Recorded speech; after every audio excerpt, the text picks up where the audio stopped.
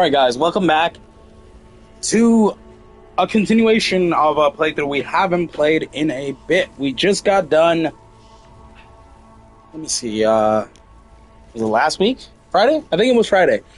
Finishing Bleach Rebirth of Souls. So now we are going to, hopefully, fingers crossed, finish the first Berserker. And obviously on Thursday there will be Days Gone Remastered, so we'll start that.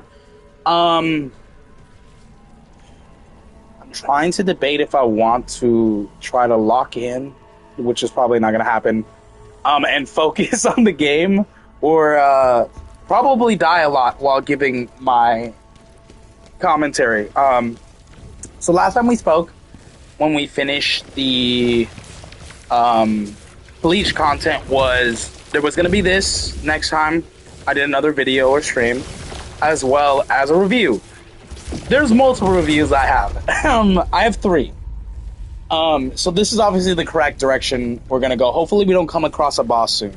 But I'm going to try to make this brief, quick, as well as try not to die a lot.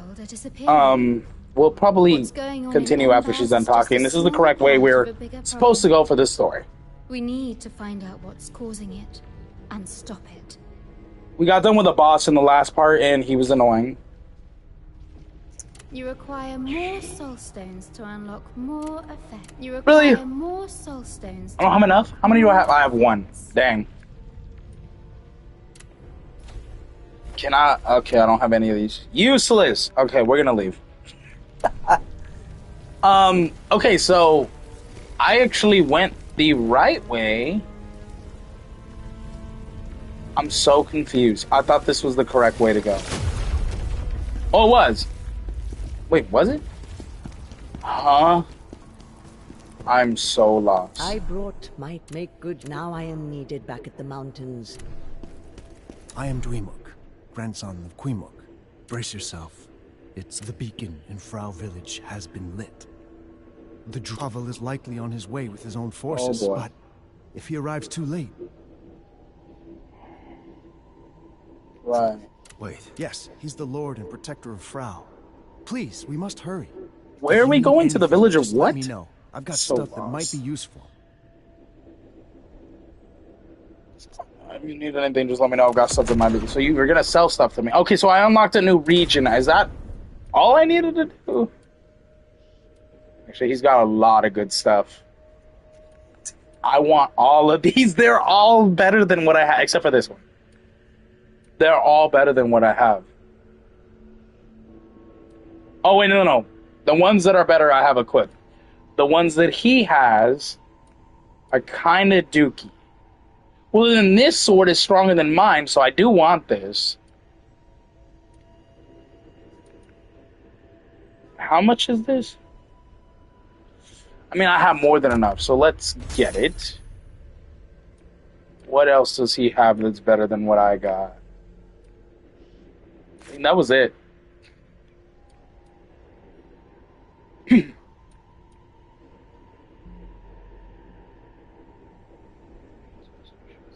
Should I get another one of these? What is this? Okay, so we have 2 of those crystals that I didn't know we had. What? Let me open up my inventory. Well, first let me equip this, because this is a hell of a boost. Let me go to the inventory. What is this tier summon stone? Can I... Inventory, tier summon... I want to equip it, so I'm going to put it on gear. Let's do that. Let's see what the tier summon stone does for us.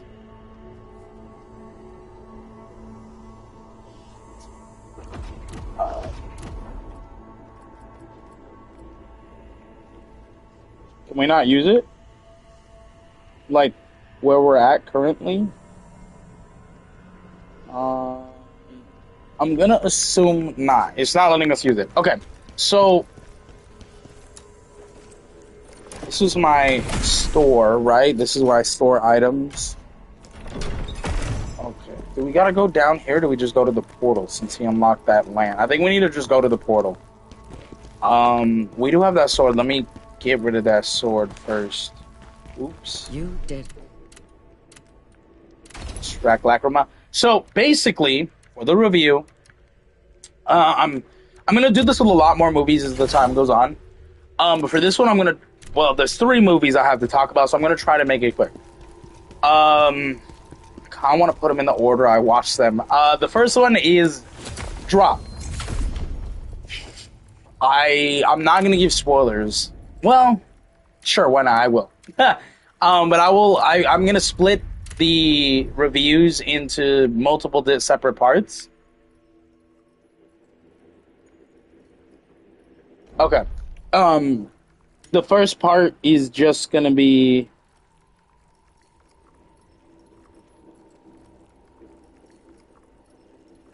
Hold on, guys. The first part is just going to be the overall review and score, and then the second part of the review will be spoilers. I will say spoilers. I'm not going to go into too crazy depth for spoilers. I'm not going to give you every little huge difference, right, that happens in the movie, because ultimately, if I think the movie should be seen, I will literally say, hey, this is the score. You should see this. And I'm not going to. That's the whole reason why I'm not going to go into too much depth for spoilers.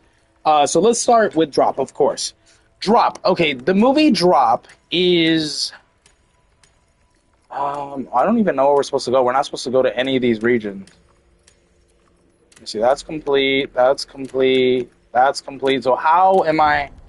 What is the quest he want? Oh, these are for abilities. Oopies. Never mind. So we go up here. For Drop. So Drop is a thriller type movie. I thought it was horror-ish. It is not. I'm not saying that like to make it sound like it's bad. It's not. It's really good. Still, I just was expecting horror, and we got thriller. Perfectly fine though. It's basically about this girl. Her name is Violet.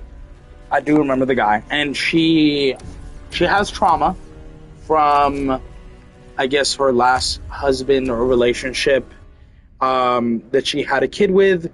The kid has a little bit of trauma, probably because of what happened with his father and the mother. Throughout the movie, you will constantly see flashbacks of what happened. You will see the trauma she has. You will see the reasoning behind the people she helps in the movie at the beginning, because it's brief. They don't show much about that, but they do show it. You will also see how the trauma is affecting her to the point where why this situation of what's going on throughout this whole movie is hard and difficult for her, as well as insane, completely insane. So we need 13,000 for that. And she's terrified to find someone again because of her previous relationship, as well as terrified to leave her kid alone. We're gonna skip all this dialogue that we do not need. So eventually her sister comes over, convinces her to go, says this guy she's been speaking to, this guy is named Henry. He's a really good guy. He's been patient with her, nice with her, and has been basically stuck with her throughout this tough time she's been having, and very supportive of her.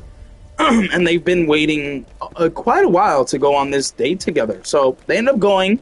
Violet and Henry go up to this really tall, beautiful, kind of romantic building with a very beautiful view, which is also terrifying. We're going to save this bear for later. Well, eventually, pretty early on in the date, she gets a message from somebody randomly. It's an airdrop for anyone who knows Apple. She doesn't know who it's from. At first, she ignores it. She just thinks it's a troll or something. As the time goes on, she keeps getting messages. Creepier, more disturbing, more invasive, not really pleasant messages. Not just about her, but her family. You know, her boy, her son and everything like that. What the hell just happened? Oh my god. And she becomes more on edge. She wants to leave the date. She thinks Henry is a great guy, but she's scared for her son, of course, naturally, as any mother would be. And she ultimately doesn't want to cut the date short, but she doesn't want to be in fear that something happens to her kid. So ultimately, she tries to leave. The creepy person sending the messages ultimately tells her, you cannot tell anyone what is going on, you cannot leave, and you cannot move from the table you're at. She eventually tries to, so yeah, she's told she cannot, or her son will die. So they obviously have her son, and I am not locked in. I'm going to die.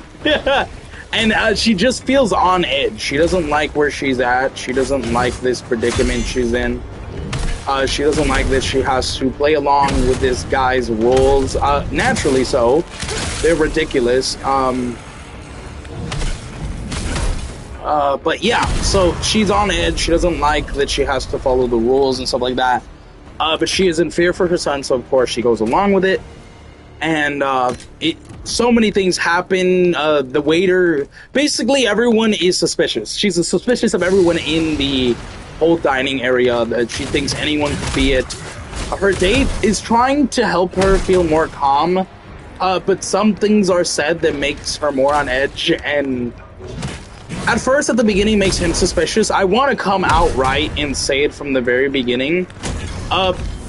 If you are smart and you're very analytic, you're gonna find out pretty early on, not like within the first 5 minutes, but pretty early on who it is.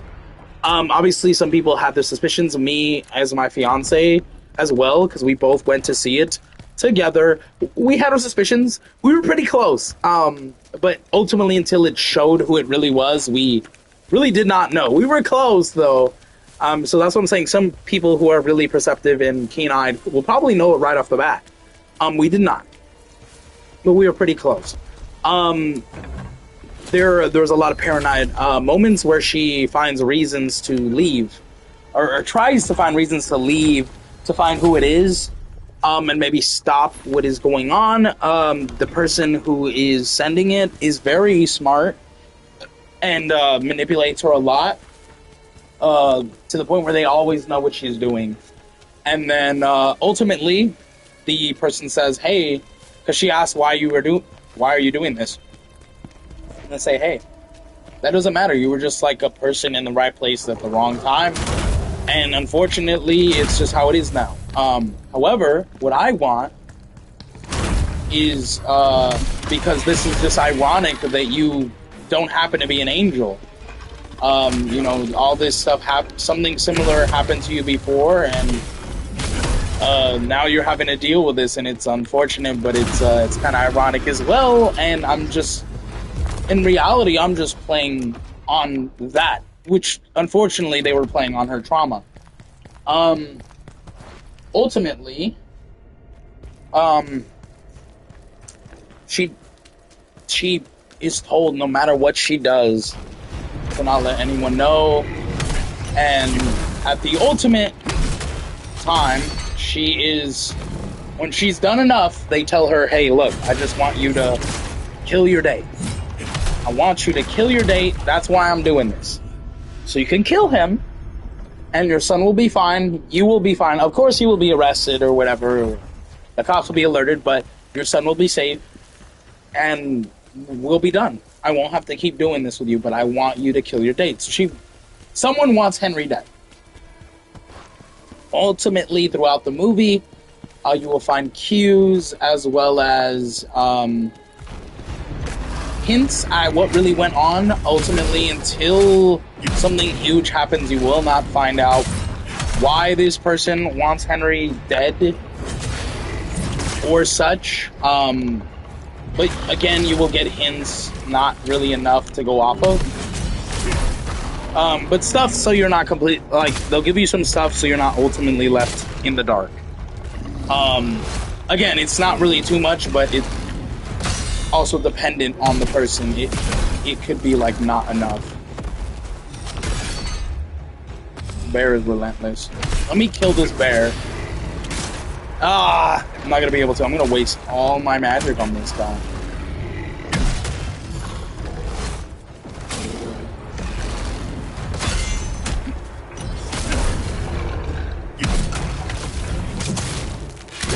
Okay, we killed him. Cool. Let's grab this. So yeah, that's basically the premise throughout the whole time someone's messing with her. She's trying to find out who it is while also like not doing any too crazy to basically tip the person off and get her son killed. That's her ultimate fear that she's trying to avoid. As well as get out of there safely. So she doesn't really have to worry about anything happening to her. And obviously she does not want to kill her date. So that is something she's trying to avoid as well. Now, with that premise alone, it is, it might sound a little hard to get behind, if I'm being honest, for a casual viewer. Obviously, I like a lot of different types of movies, so for me in particular, this was like an easy premise to be interested or curious enough to be like, ooh, I gotta give this, you know, a shot. This sounds pretty interesting. You know, I gotta check it out. We're gonna kill all these guys to see what we get. Now, the rating for the movie, right? Again, I was expecting a horror movie, and I didn't get that. So that caught me a little off guard, I guess. Again, like I said, like, it's not a bad thing that it wasn't.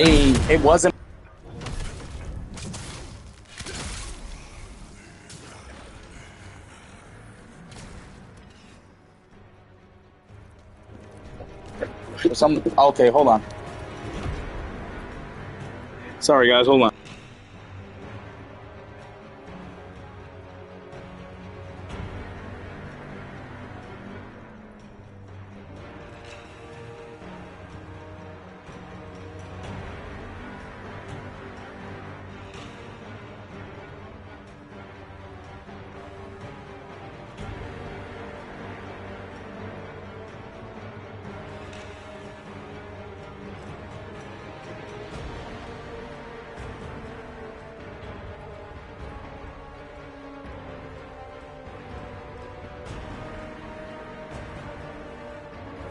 Okay, sorry guys, I kind of knocked something over and scared my cat, so I had to pick it up and kind of reassure that everything was okay. But yeah, so ultimately, I'm not sad or mad that it was, of course I knew I was going to die there. I'm not sad or mad that it's not a horror movie. I just was expecting a horror movie and did not get that, so a little surprised and unfortunate. Still pretty good movie though. Hold on guys.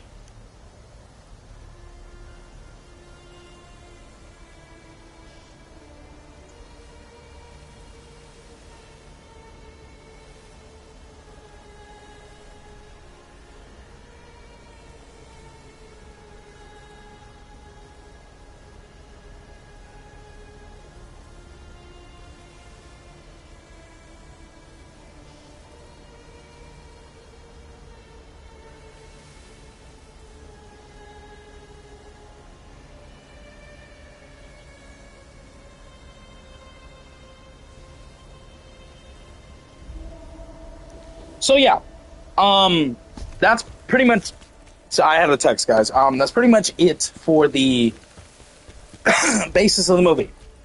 So based off of that, I don't know if that sounds interesting to you guys, but if you don't mind spoilers, I'm about to talk spoilers soon.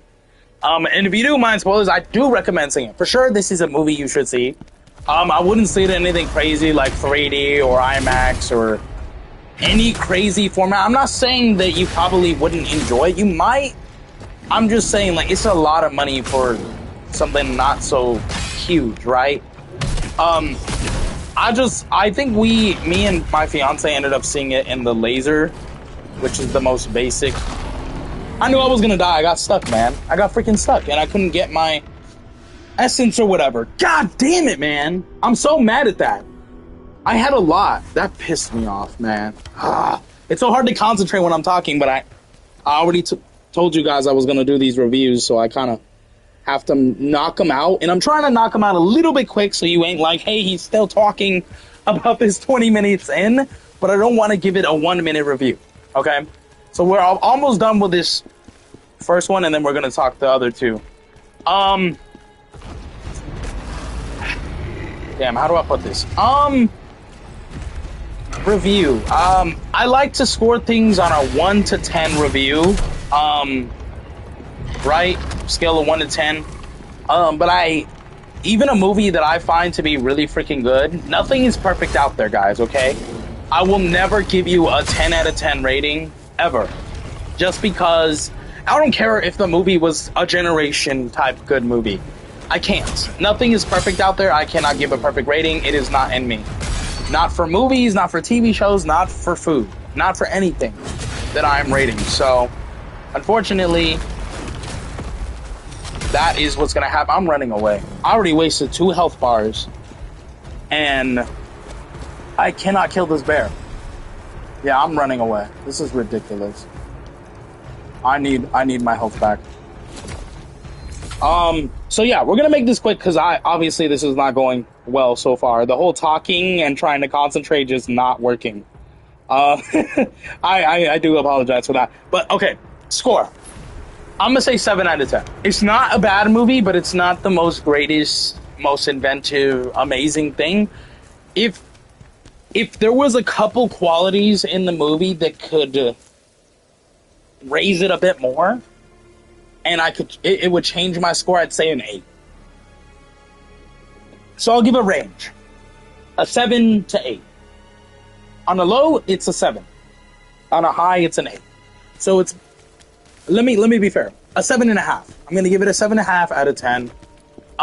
It's a premise you've probably seen in other stuff before. Maybe not as similar, because again, this is a whole whodunit type of thing, but with a twist. So maybe not a premise you've exactly 1-to-1 seen before, copy pasted, but pretty similar to a lot of stuff done.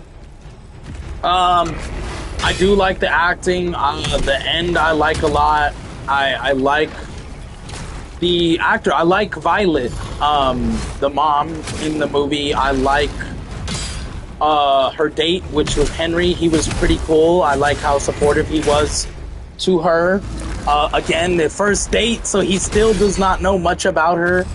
I can respect that. I can appreciate that. I'm trying to freaking talk, and you're ruining my vibe, Bear. Jesus Christ, he's ruining everything.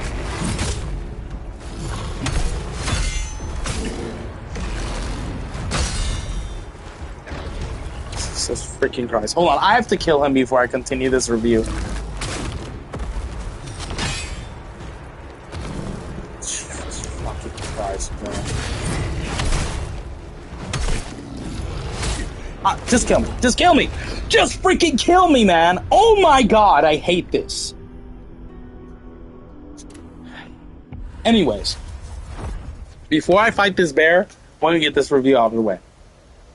We're gonna get this first one out of the way before we kill this bear. 7.5 out of 10. And now we're gonna talk spoilers. Okay? As far as spoilers go, the only spoiler warning, okay? The only huge thing for spoilers is the person that is sending her these creepy messages is the man that wants Henry dead. She wants her as the collateral because she could take the fall for what happened to Henry, and it would make sense because somehow in this story they believe she ended up killing her previous husband for the trauma he caused to her and her son. That obviously was not the case, but they thought that was what's going on, and they thought somewhere in the court of law they can make that be believed. Obviously that isn't what happened, but that's what they thought. They thought she would be a perfect fall victim to basically take the fall for Henry's death. Considering she had previous, well, they believe she had previous instances with violence, and now meeting Henry, she was not ready to move out of that violence, and ultimately she ended up killing Henry. Obviously, that's not what happened in the movie, but they thought that would work. Now, the person doing this is not a group of people. It's one guy that was, I think, hired by a company or something, or maybe he's the lead of the company. I really do not want to die by this bear again. Ultimately, we're not going to die from the bear, thank the Lord. Ultimately, his plan fails. She eventually finds out who he is. And funny enough, right at the beginning of the movie, he bumps into her, and he's saying, hey, I'm on a blind date, kind of like you. It's been a while, and I'm just trying to find the right person, and I'm just as nervous as you. He tries to play on, hey, we're in the same situation, and I wish you luck, and they wish each other luck. It's pretty a dead giveaway what he's trying to do, and I feel like that's why no one suspected him. A lot of people didn't right off the bat, is because he just seemed so nice. It seemed off. Like, at first, not me, but my fiance was like, it's him. But then realized it wasn't, and then we kind of started to feel pity for him because his blind date was expecting somebody different, and she felt like he was a weirdo, and she got catfished and stuff like that. Which then, we felt bad for him. We was like, oh, this poor guy, because I'm pretty sure a lot of us can agree we've been on some horrible dates, or maybe we opened up ourselves out there to we're vulnerable just to get a horrible response in the end, which ultimately did not help in making us feel as confident or open to many more people afterwards as we would want to be. So we related with the poor guy. It was really, really sad. But then when we ultimately learned he was the one behind it, we felt no sympathy afterwards. We were like, oh no, that makes so much sense why this is happening to him. Also, he is in the restaurant with her. For the beginning of the movie, I think like the first 30 to 45 minutes, he is with his date. That doesn't end well. And then the rest of the movie, he's just alone. And then people are constantly seeing him look at her. The waiter points that out at one point.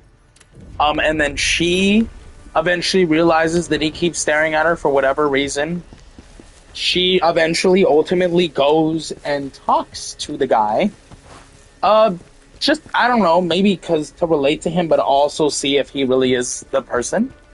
And then ultimately, when she calls him out for his bluffs and crap, he just kind of reveals, yeah, man, it's me. I'm the one tormenting you on this first date. I'm the one that's threatening you. I'm the one that holds the button that stops, that decides if your kid gets harmed or not. And, now that she knows who it is, she doesn't really feel threatened anymore. And she pulls a one-to-one on him.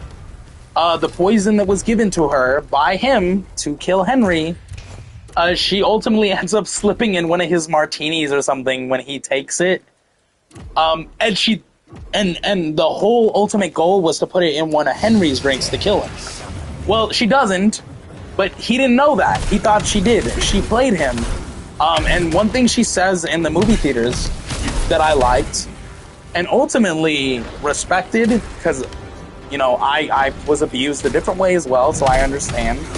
And I feel like a lot of people can relate to that, is she mentions, hey, when I was with my husband and he treated me a certain type of way, I got really good at lying to him, telling him I was okay, or faking a smile, or faking my words to the point where he believed me. Hell, I even started to believe that I was okay, or that I wasn't afraid of him, or everything was going fine. So because of that, that's how I was able to lie to you. And I was able to put it in your drink instead of Henry's, and that's ultimately why now you're gonna die, because you drank the drink I poisoned instead of Henry. And then when he realized that oh shit moment, he then tries to kill her. That does not end well. a gunshot goes right at the building where they're at. It's pretty high up, so if you know anything about planes or the atmosphere and how that works, ultimately a window blasts out and air gets sucked out. A couple people almost get sucked out, and she was one of those people. The guy immediately died because he was way too close to that proximity, and he got sucked out with the air, which totally realistic. The pressure doesn't keep sucking the air out, but it does suck out a big blast of air as soon as the glass is destroyed, which again, very realistic. Henry is constantly still trying to be that nice guy and help her. He got injured. She eventually runs home to her kid because the assassin that was hired by that guy is still out of her house threatening her freaking kid. So yeah, she needs to get home. I can't believe that mother effer killed me. She needs to get home and save her kid. She ultimately gets there, finds the babysitter, which is her sister, fighting off the intruder. She gets knocked out. Violet is trying to protect her daughter. Her son, excuse me, ends up getting injured, and right at the right second when she thought that he killed her sister and her son, it's revealed that the sister is not dead somehow. She just took a major injury, but she is not dead. And that her son is alive. Her son ends up, like, calling over, like, his toy remote control truck with the weapon from the killer that he ended up dropping in the middle of all the fighting. And ultimately, Violet ends up grabbing it and shooting the intruder, therefore ending him completely. Everything's fine. The sister survives, the son survives, and Violet survives. Her and Henry hit it off afterwards. Injuries in the hospital. I guess they go on a second date. They ultimately set that up at the end. Her sister obviously is fine. She's alive, but she was injured, so she ends up recovering at the hospital. Same hospital, funny enough, that Henry is in. And yeah, it's simple, kind of happy, yet fulfilling ending for many people. Obviously, it's not like the craziest breaking generation movie, but it's not the worst movie, and it's not the most overly complex. Just okay, and for just okay, really fun time at the theaters, it is deserving of a 7.5 rating. I do recommend it if you don't want to see it in theaters, if it isn't something that you're interested in. I just recommend waiting for streaming, or maybe rent it when it comes out digital. It is a good movie. I do recommend it. But yeah, that was the review for Drop. Like I said, pretty good movie. Definitely recommend seeing it. I didn't pay for the ticket. It was free because I have a membership for AMC. But I think I still went during a discounted time, so I think the tickets would have been hella cheap. So if you can get the ticket cheap and you think that's interesting enough to go watch, then yes, I recommend it. Oh my god, I almost fell. If not, and your tickets are like $15, $20 plus, yeah, maybe wait till it comes out for home. Again, it's a good movie. I liked it, but I don't think I would recommend spending $20 on it or anything too outrageous. But that, of course, is dependent on the person as well. Yeah, overall, like I said, though, good movie. Highly recommend. What else? Okay, the next one. The next one is... What did I see? God dang it, I gotta pull it up. What came out the same day the Drop came out? That was like the quote-unquote horror movie me and her went to see, and then we went to see an action movie right out. Oh, The Amateur. We saw The Amateur. That's the guy that plays Mr. Robot in the TV show, Mr. Robot.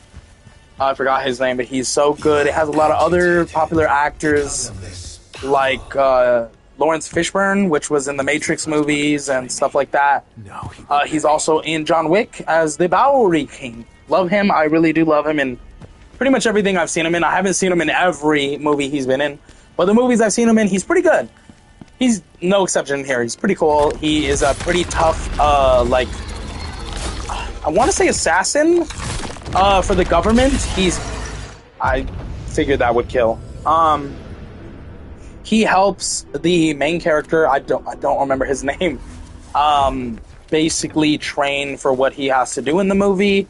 Now, what is this main character and what is his goals for the movie? Well, he has a beautiful wife. The movie starts off with him having a beautiful wife. I'm not going to give spoilers until after I say the premise, right? Okay. So don't worry about spoilers. He has a beautiful wife, and she is going, I guess she works as like a journalist / news informant type of thing.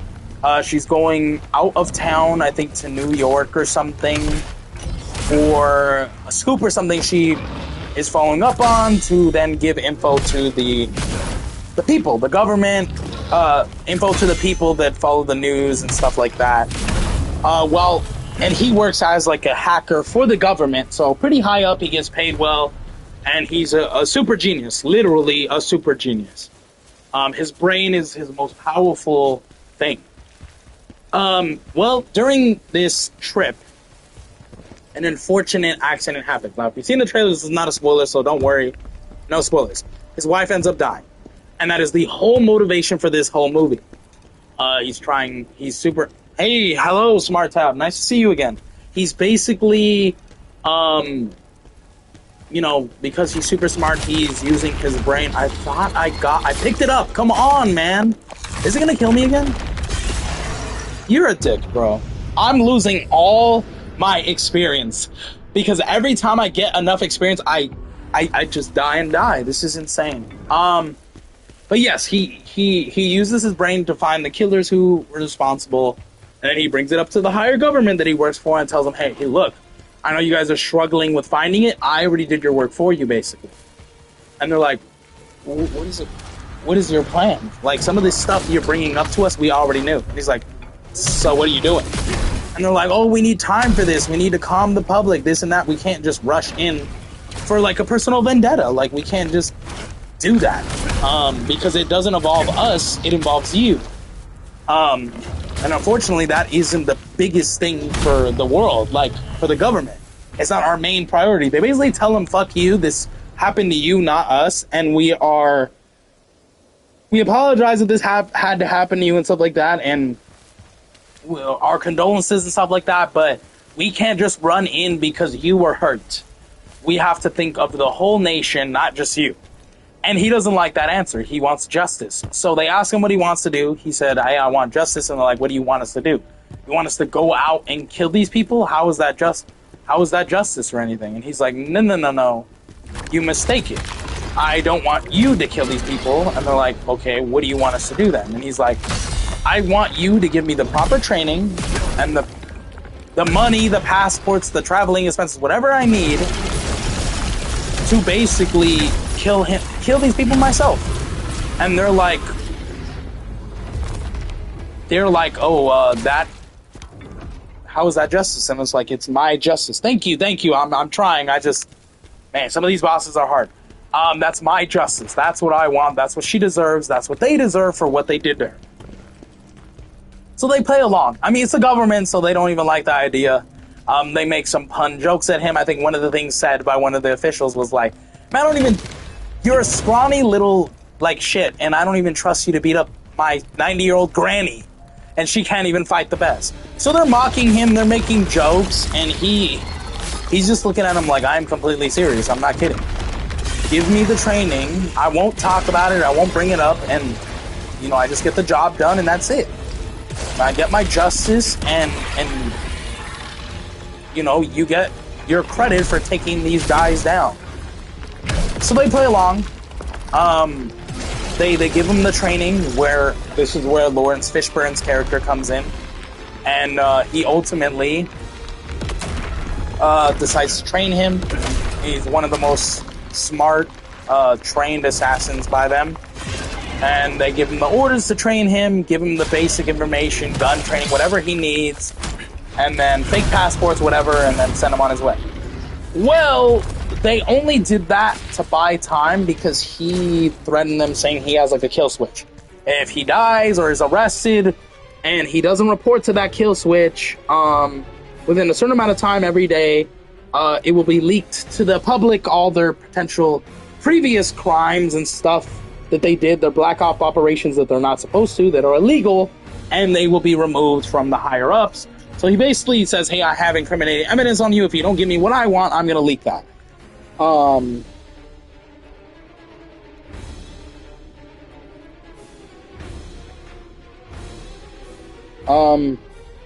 So yeah, they go along with it, and when they find his kill switch, they tell Lawrence Fishburne, hey, just kill him. We have what we need.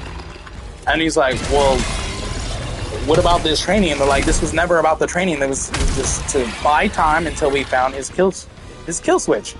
You know, I don't even think he's capable of doing what he wants to do. You know, so then he's like, well, yeah, okay, I have my orders, so yeah, I'll kill him. Well, he goes and, well, he got away. The guy is smart, he planned, and he expected all that to happen, just the way it happened. He knew it, he had outlived, his purpose. We're not switching weapons, I don't care how strong they are.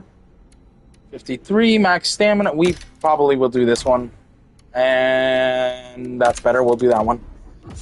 So yeah, and throughout this journey, he's trying to hit these targets that are responsible and kill them for what happened to his wife.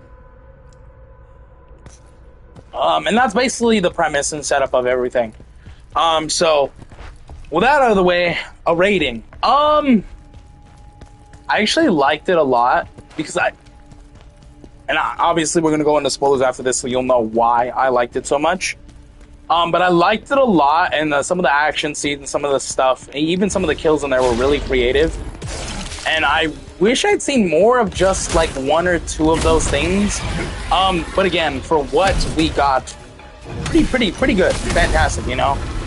So with all that being said, the rating I'm going to give it is going to be like an 8, probably an 8.5.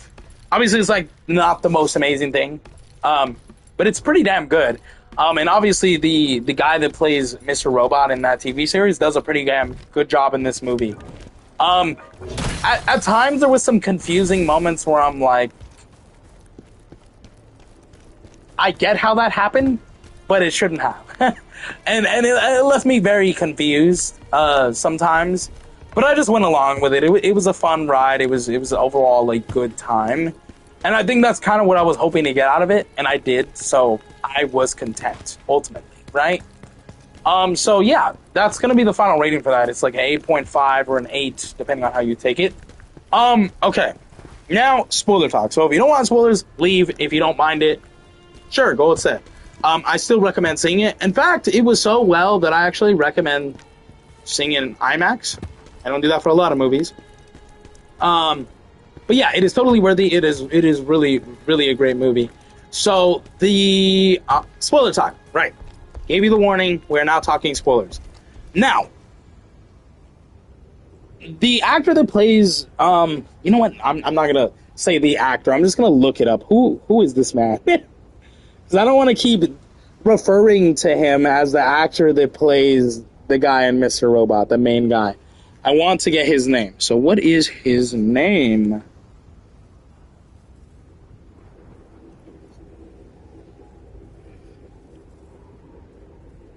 Oh, God, I can't get his name. I have to look it up. Hold on.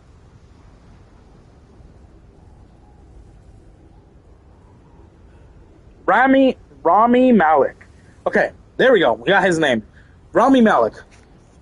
Like I said, I wasn't kidding when I said his brain is so smart in this movie that is his strongest skill.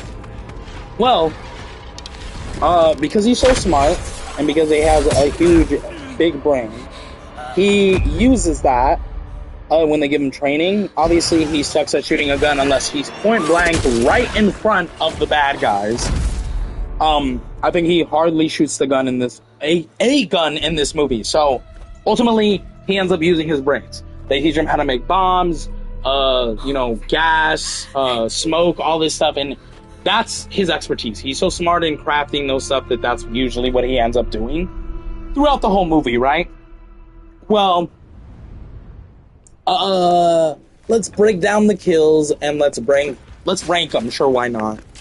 And let's explain why his brain is so powerful. Well, he was able to manipulate the government that he worked for because he's so smart. He was able to run away from them constantly instead of being caught by them because of his brain. And ultimately, he was able to survive everything because of how smart he was and how he planned it out. Not much more to say than that. Like, he's just a smart guy. I'm glad I found a checkpoint before I died. Let's get our health back. The first kill was actually an accident. He kind of panicked. He trapped the girl. Ultimately, all of these were accomplices. The final kill, which isn't really a kill, was the main guy behind it. He was the main one that pulled the trigger and ultimately killed his wife, which is the one he's really after. So he goes after the lackeys to find this guy to ultimately kill him. But yeah, the first kill was a lady. She was an accomplice. He traps her in like a gas chamber that she was using to enhance her breathing while she was working out on the treadmill or whatever. It was supposed to help her. I don't know how, but it was supposed to help her regulate her breathing and everything like that, and just increase the potential of her exercises. Now, what happens is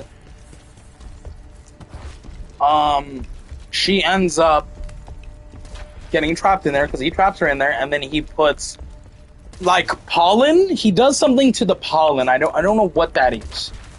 But he does something to the pollen that makes it so he could just, I guess, upload it or push it into that device that she was in, the box that he trapped her in, that ultimately allows him to like spread that whole toxic pollen into the chamber or cage that he trapped her in. And she starts to breathe it in, and she starts to choke. She starts to have trouble breathing. Obviously, it was like a very potent poisoned pollen or something. Well, he's telling her, look, I'll let you out. I'll let you breathe again. I just want to know an answer. I want info. I want to know where this guy is. I want to know this, that. She doesn't have it. Well, she does have it. She doesn't want to give it up. Well, eventually, she says, if you let me out, I'll give it up. I know it. And she was lying. Well, I think she did know it, but she wasn't going to give it up. Because she ends up running and fighting him, and she eventually escapes out of the facility or something she was in that was helping out with her workout or whatever. And she ultimately ends up... Actually, I thought she was going to get away, but she does get away, but only because she was hit by a car as he was chasing her. And she dies. She ultimately dies. Which was unfortunate, because then he's like, damn, I don't really have the info I need, and she's dead now. What do I do? Well, at that time, conveniently enough, her phone rings, and it's from one of the other accomplices, and he says, hey, man, I'm just going to go along with this. This will lead me to that guy, and then I could find him. He does that. He gets led to this other accomplice. He kind of does the same thing. Actually, he doesn't. He does a little things different. He actually... finds out this man's path. He has a habit of going to a particular hotel on every certain day, and when he does, he pays enough to basically buy out the roof of the hotel, and the roof of the hotel basically has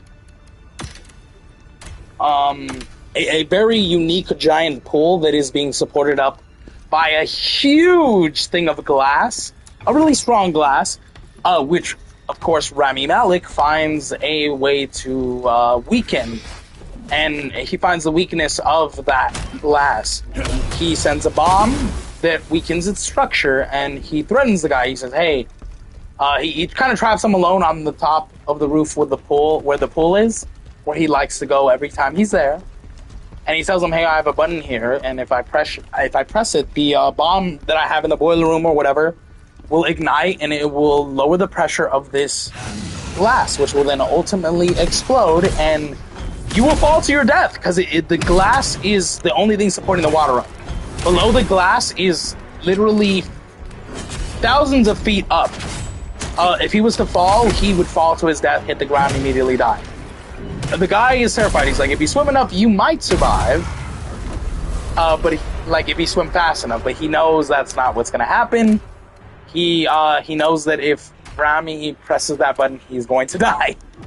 Ultimately, he doesn't give him what he wants. Well, he does. He tells him. But he tells him as he's running away.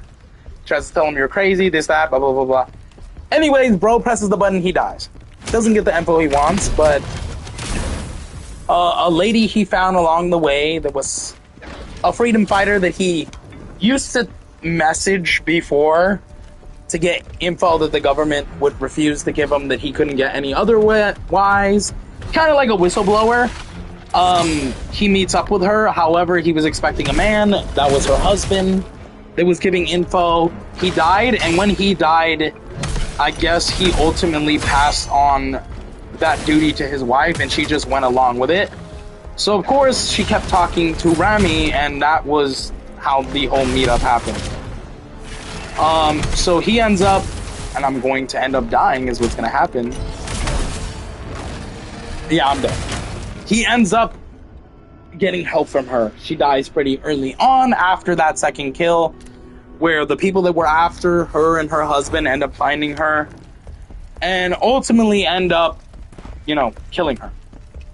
Now that he's alone again, he still has 2 more targets. Somehow he was able to track down the 3rd target, hoping that this target would give him the man he's looking for, the one that pulled the trigger on his wife.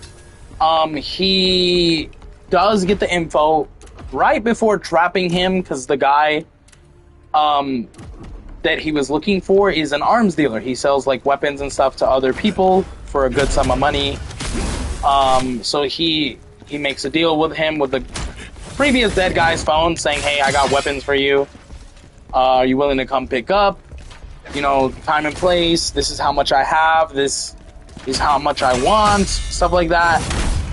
Anyways, lures the guy over to an old dock where he ultimately ends up, of course I die, he ultimately ends up going to make the deal. He sets a trap so that as soon as the guy opens the box where the supposed weapons are, there's a bomb.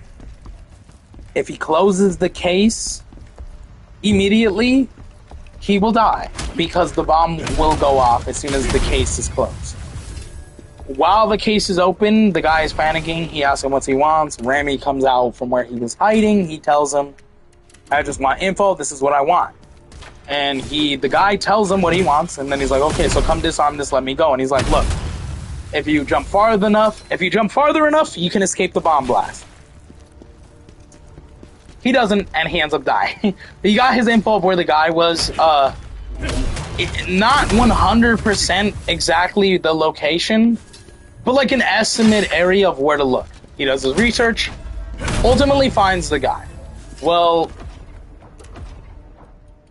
it seems like he didn't do enough planning, because he gets caught pretty immediately.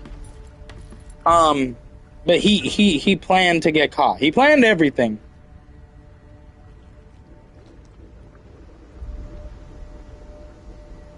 Got another text, guys.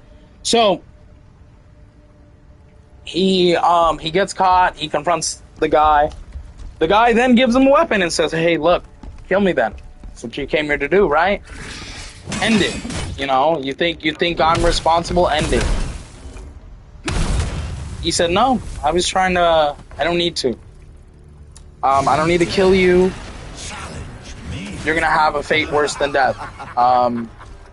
I was just trying to buy time until the Coast Guard and everything arrived, because I set you up. I told them you were going to cross their border into their land, and I set it up so that you couldn't divert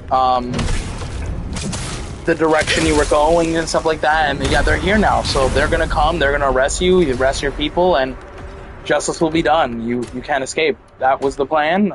I didn't plan to kill you. I just wanted to see you in fear or worse off, like my wife was when you shot her."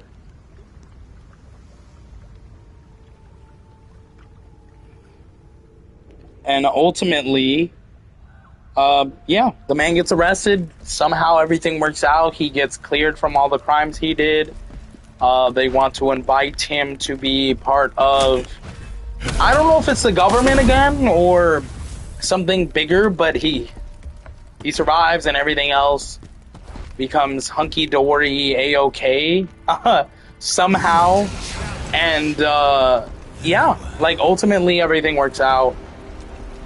Yeah, so my rating for it, 8 out of 5, 8.5. Was it 8.5 or was it 8 out of 5? I don't know. It's a really good movie, and I do recommend it to anyone that likes.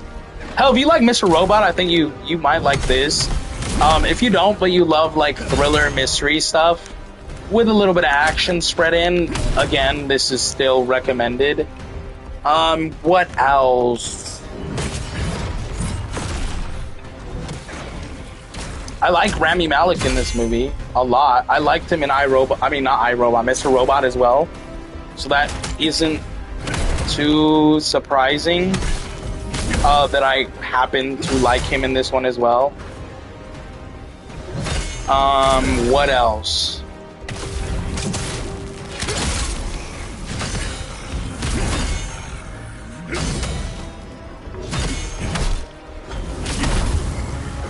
Okay, yeah, we killed that guy. Cool. I saw it in regular vision, just the laser. Although I regret not seeing it in IMAX. I think that would have been a good movie for IMAX. So that, again, the rating for that is a 8 out of 10. I do recommend it. In fact, I do recommend it in IMAX. So definitely check that out. What else? Now, on to our last movie. I saw this on Saturday with my fiance. It is horror-esque, but it's more of a movie of culture and music. And it does both of that really well. So I do recommend it. It is getting major buzz right now, as it should, because it is... For me, I don't know about my fiance, but for me, it is definitely the best movie I've seen this year so far. And I feel like it's going to take a lot for something to beat that. For me, I don't know if anything can. But it is my my favorite movie of the year so far. And it's getting really good reviews, as it should. What am I talking about, guys? Just get to it, right? Sinners with Michael B. Jordan. I really love it. We originally weren't gonna see it because vampires. My fiance doesn't really like scary stuff. She gets scared. I don't like that I died there. That shouldn't have happened so quickly. Let's move on. She doesn't really like scary movies, so she thought she was gonna be scared. But the more we kept watching movies, and eventually we kept seeing that trailer pop up in the theater with us. We eventually said, well, she said, because I wanted to see it, she said, you know what? Let's go see it. So, we did. Let me tell you guys, if you don't like horror, this isn't that scary. It's really not. It's less horror than what you're going to expect, and than what the trailers show you. Now, with that being said, the music in this movie is really good. That's one absolute thing I loved about this movie. Another thing I loved about this movie was Michael B. Jordan. I think he was really good in it. He plays two twins by the name of Smoke and Stack. I think that was like a pun because one of them smokes a lot and the other one is all about money, so Smoke and Stack.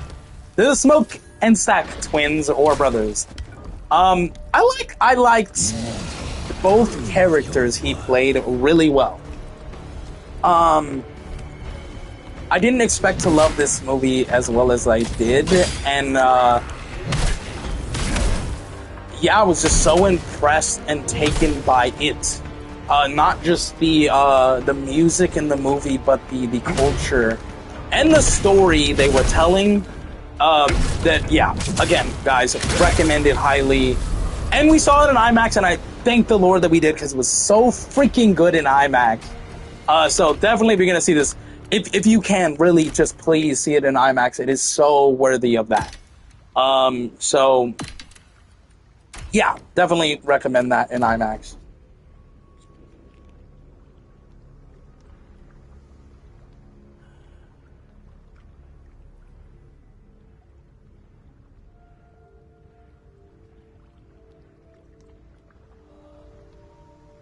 But yeah, ultimately, really, really freaking good. Movie, how many skill points do we have? 1? That's not gonna help. What did I want to do when I got it, that skill point? It was this, right? This is the one I wanted to get? Or was it these? I feel like it was one of these.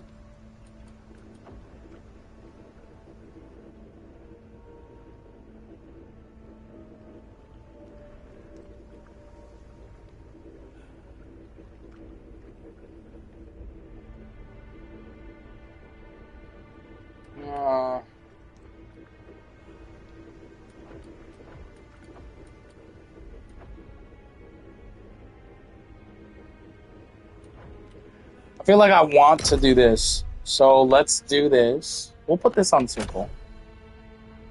But yeah, really, really, really freaking good. So, I can't really talk too much more on it without getting into spoilers. So, let's give the rating and then let's hop into spoilers and be done with this, right? I just talked about this earlier too. I'm giving it a 9.7. Again, I can't give a movie a perfect because I don't really believe anything is perfect out there. But I could give it a pretty damn near close perfect. And this movie is deserving of that 9.7. This movie had me crying at points. At other points, I was really close to crying.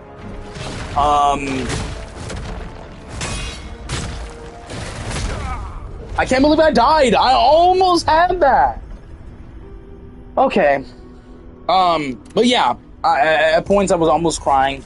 There was a lot of story beats that I really resonated with and that hit home with me, that I think were well done.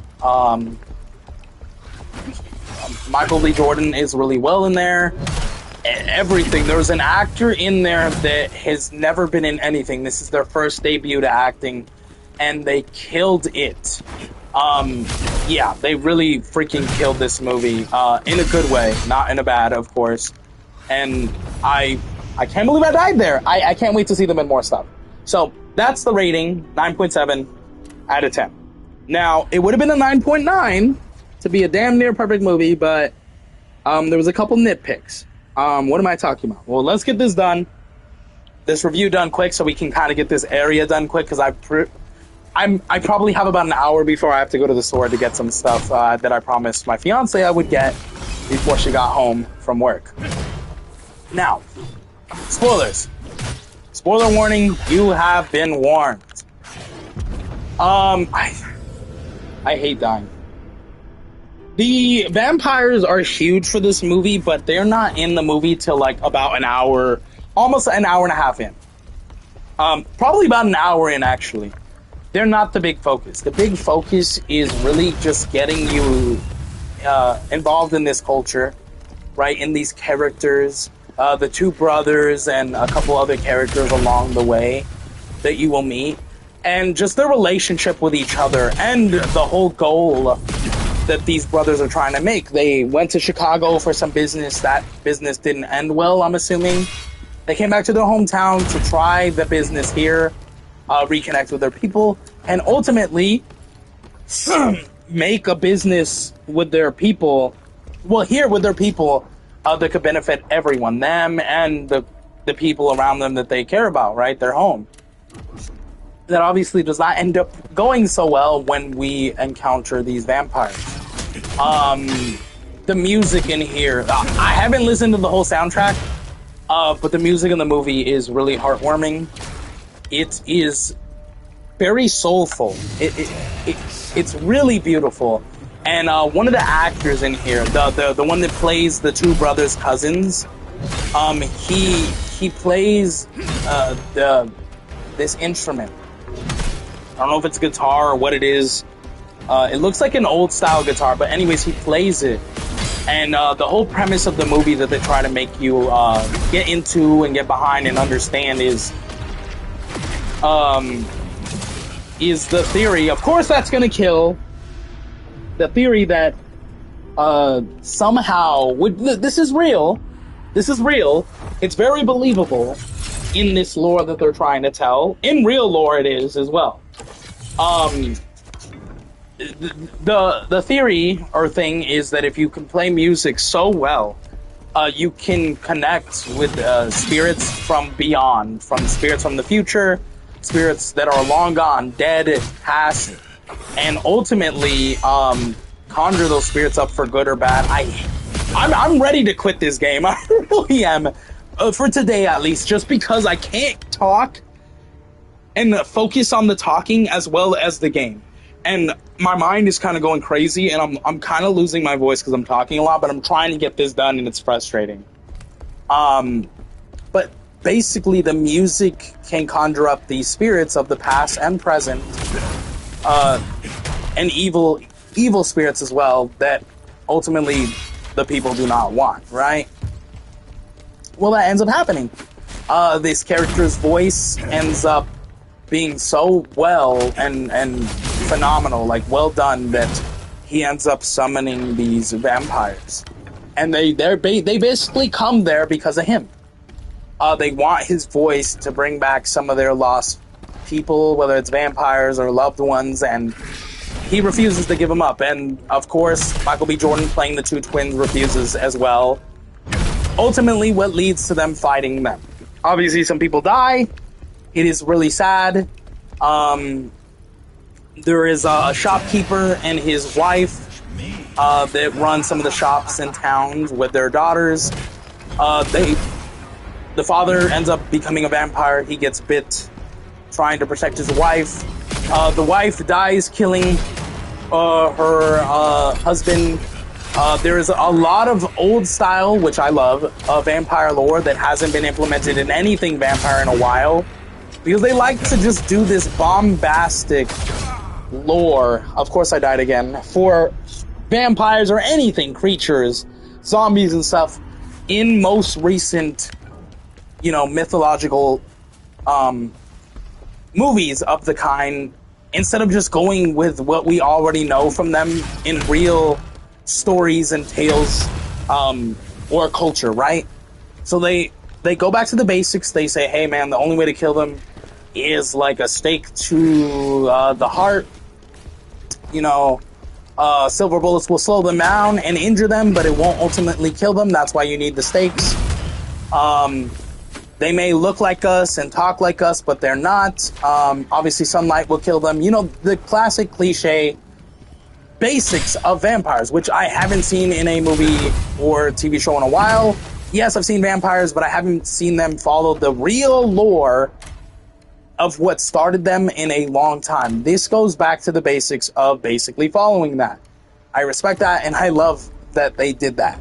That was a nice artistic approach that I think worked over really well in the movie. What else? I forgot the actor that plays him, but one of the close friends of the brothers. He plays like a harmonica. He's really good with a harmonica. He ends up dying as well. He dies a pretty painful death. He tries to hold off the vampires from going after the two brothers. I have to talk about that first. Off of the main guy, Smoke, because Stack was bit by Haley Steinfeld, which was an old friend and related to them. She was a lover for Stax, but Stack fell in love with someone else. She ends up going out to meeting the vampires. They were sketchy, but she believed they were good people that could help them, and they were willing to pay to get into their little joints they were trying to start. And she was of white descendant like them, so she believed that they would trust and believe in her more, so she went to talk to them. Well, she didn't know they were vampires. She ended up getting bit when one of them tries to act weird. She tries to walk away while holding a gun to them. eventually turns away. They end up biting her. She turns into one of them. It's like a cult following. She then goes after Stack. She tries to literally have intercourse with him. I'm not going to say the other name because it's explicit. And during that intercourse, she ends up biting him. Stack becomes a vampire. So, Smoke loses his brother. That was extremely emotional for him. I was a little emotional as well. I loved how Michael B. Jordan can make the two brothers kind of similar and different in their own ways. I think he did really good with that. And he was just so phenomenal at playing the two polar opposites of the brothers. So that I was appreciative as well, and it was really sad seeing the brother be gone. So obviously this other guy I'm talking about, he tries to hold them off from Smoke getting away with the boy that is really good at playing this music, because they're ultimately there for him. Well, he went the drastic, brutal way. I felt like he thought he was already going to die, so he makes it easier. He's like, hey, I'm already going to die, but I'm not going to become one of them. He slits his wrists. Yes, I know that's very controversial. It is very hard to watch for some people that have trauma with that. My fiance had to look a little bit away. It wasn't too bad, but just the essence of it happening was crazy, right? And probably hard for some people. Of course that kills.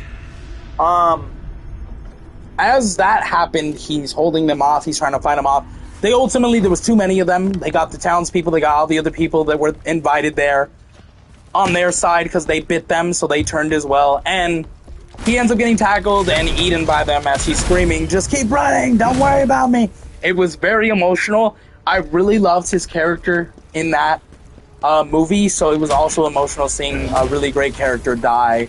A really painful, unfortunate death. I get the reason behind it. He was trying to help them, but it was ultimately sad to see, and I had hopes that he would have gotten away with them, so it was sad to see. Well, while the boy that is being protected is outside fighting the main leader vampire that started this whole cult biting people to turn into vampires like him.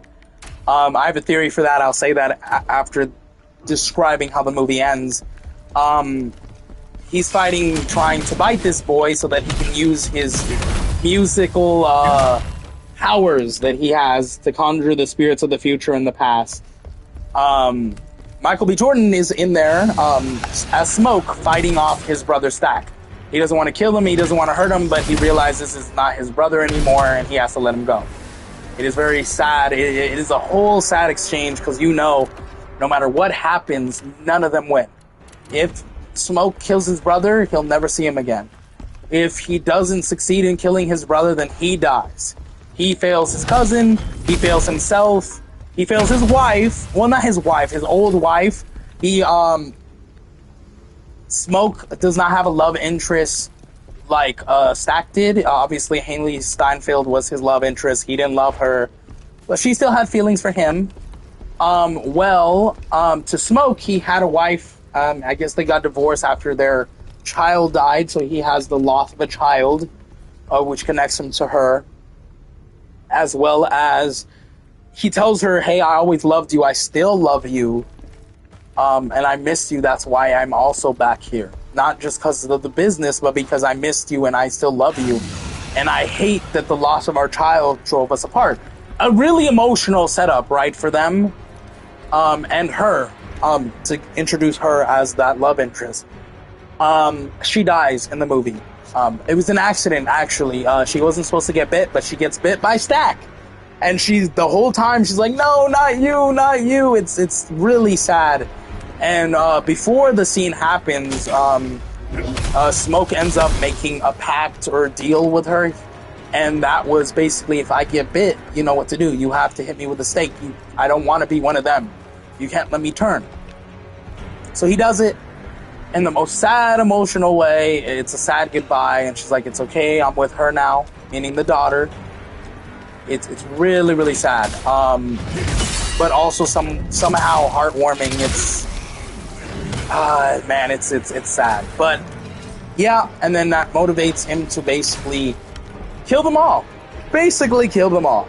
He lost his brother, he lost his love.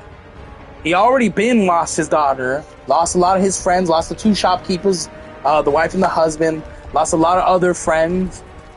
One of his friends that he recruits, he said, hey man, I got a deal that you and your wife are gonna like. I know you guys have been struggling for money, so I want to help you out, and I want to bring you in on this job. He was supposed to be just the booster guy. He was the bodyguard of the joint. Well, he ends up dying while taking a piss. I guess they bit his, while he was peeing in the woods. It's so horrible, man. And another thing they play on, which is real vampire lore, is for the vampires to come into anywhere, house, an establishment, they need your permission. So in this movie, you're constantly seeing, I knew that was going to happen, you're constantly seeing these vampires. And they don't look like vampires, they look like their friends. But they're constantly asking them, hey, can I be let in? I got to use the I just got done using the restroom. I want a cold one, like a beer or something. Can you let me in? And they're like, they start to slowly pick up on these aren't their friends anymore. They're like, hey, why do you need to be let in? You've been walking in and out this whole night. Why all of a sudden do you need us to let you in? And they're like, oh, come on, man. It's respectful. This and this and that. And they're like, yeah, but why now? You haven't asked before. Why now? And they're like, oh, man, just let me in. And they're like, wait a minute. Nah, we're not. And somehow they got in. Well, they got in because the shopkeeper, the wife, because she lost her husband, she just became so distraught, and I knew that was gonna happen again, man. My freaking stamina. She became so distraught that in the middle of being so sad and angry, she yells, and I'm just gonna let him in. I'm gonna let him in. So they're holding her back. They're trying to close her mouth. They're like, no, don't do it. Like, once you let him in, we're screwed. There's too many of them. We need to figure out a plan. And she's going off her emotions, which I completely understand. She eventually bites Michael B. Jordan. He's like, ow. And in the middle of biting him and him removing his hand from her mouth, she says, just fucking come in. And it's too late. They're allowed in, and all hell breaks loose. That's where multiple people keep dying. And at the end, right when the cousin was about to get bit, Michael B. Jordan, we want to believe he killed his brother. He ends up stabbing the main guy with a stake right through the heart from behind. Saves the cousin, even though he was about to die. They go off into the sunset. The others, vampires that were out, it is now daylight, so they all die, burn in the fire. And then we are left to assume that he killed his brother, and all the other ones that didn't survive and died with the sunrise. Well, fast forward, you find out somewhere in the middle of the fighting, you find out from the main vampire, the king one, or the leader that came and started all biting everyone, which then ultimately a cult of them began forming. He tells Michael, or he tells Smoke, he tells him, hey man, the white folk that set you up here, the ones that sold you this barn for your thing that you were creating to make a business here and stuff, it was a setup. He's a leader of the KKK, and it's a slaughterhouse. Whether we kill you or not, he's coming at sunrise to come maul you down and kill you guys. You guys signed that fate of yours. He ain't never took money from people like you without a motive, and usually it's for this slaughterhouse, it's for them. So he set you up. So when he killed the vampires, Michael B. Jordan's Smoke sends the cousin back home, tells him, hey, go tell your father what happened. Don't you ever play music again. It's bad. It's not your fault that this happened, but it did. But to avoid this from happening ever again, you gotta put up the instrument, no more music. And just become a preach like your dad, right? Which he didn't want to. He loved the passion of music, so he wanted to share that passion and not become like his dad, which was a priest. Well, ultimately he goes back, and the audience is all thinking he's just gonna give up his music. He does not. He leaves. We see him leave as his father is telling him to put it down in the name of Jesus Lord and stuff. That is the devil's work. It's a sin and stuff. He doesn't. He just leaves. It cuts to black, and then it shows us driving away. Shows him driving away, kind of crying, but he still has the instrument. And while this all is happening, you got Michael B. Jordan, his the brother Smoke, and he's gearing up. He's getting weapons ready. He's ready to fight off the KKK members because they're coming back. It's now sunrise, and they are coming back to finish their deed. They didn't expect vampires to show up, but they're here to finish them off. Well, he's ready for them. He takes out every last one of them. He leaves the one that ultimately sent him, sold him the deed, and he's like, hey, what happened here?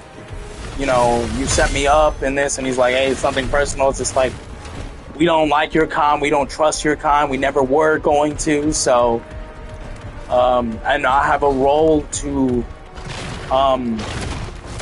follow with my followers, so, it's nothing personal, it had to be you, it had to be done. They share an emotional moment. He gets shot in the middle of the firefight, and he is dying.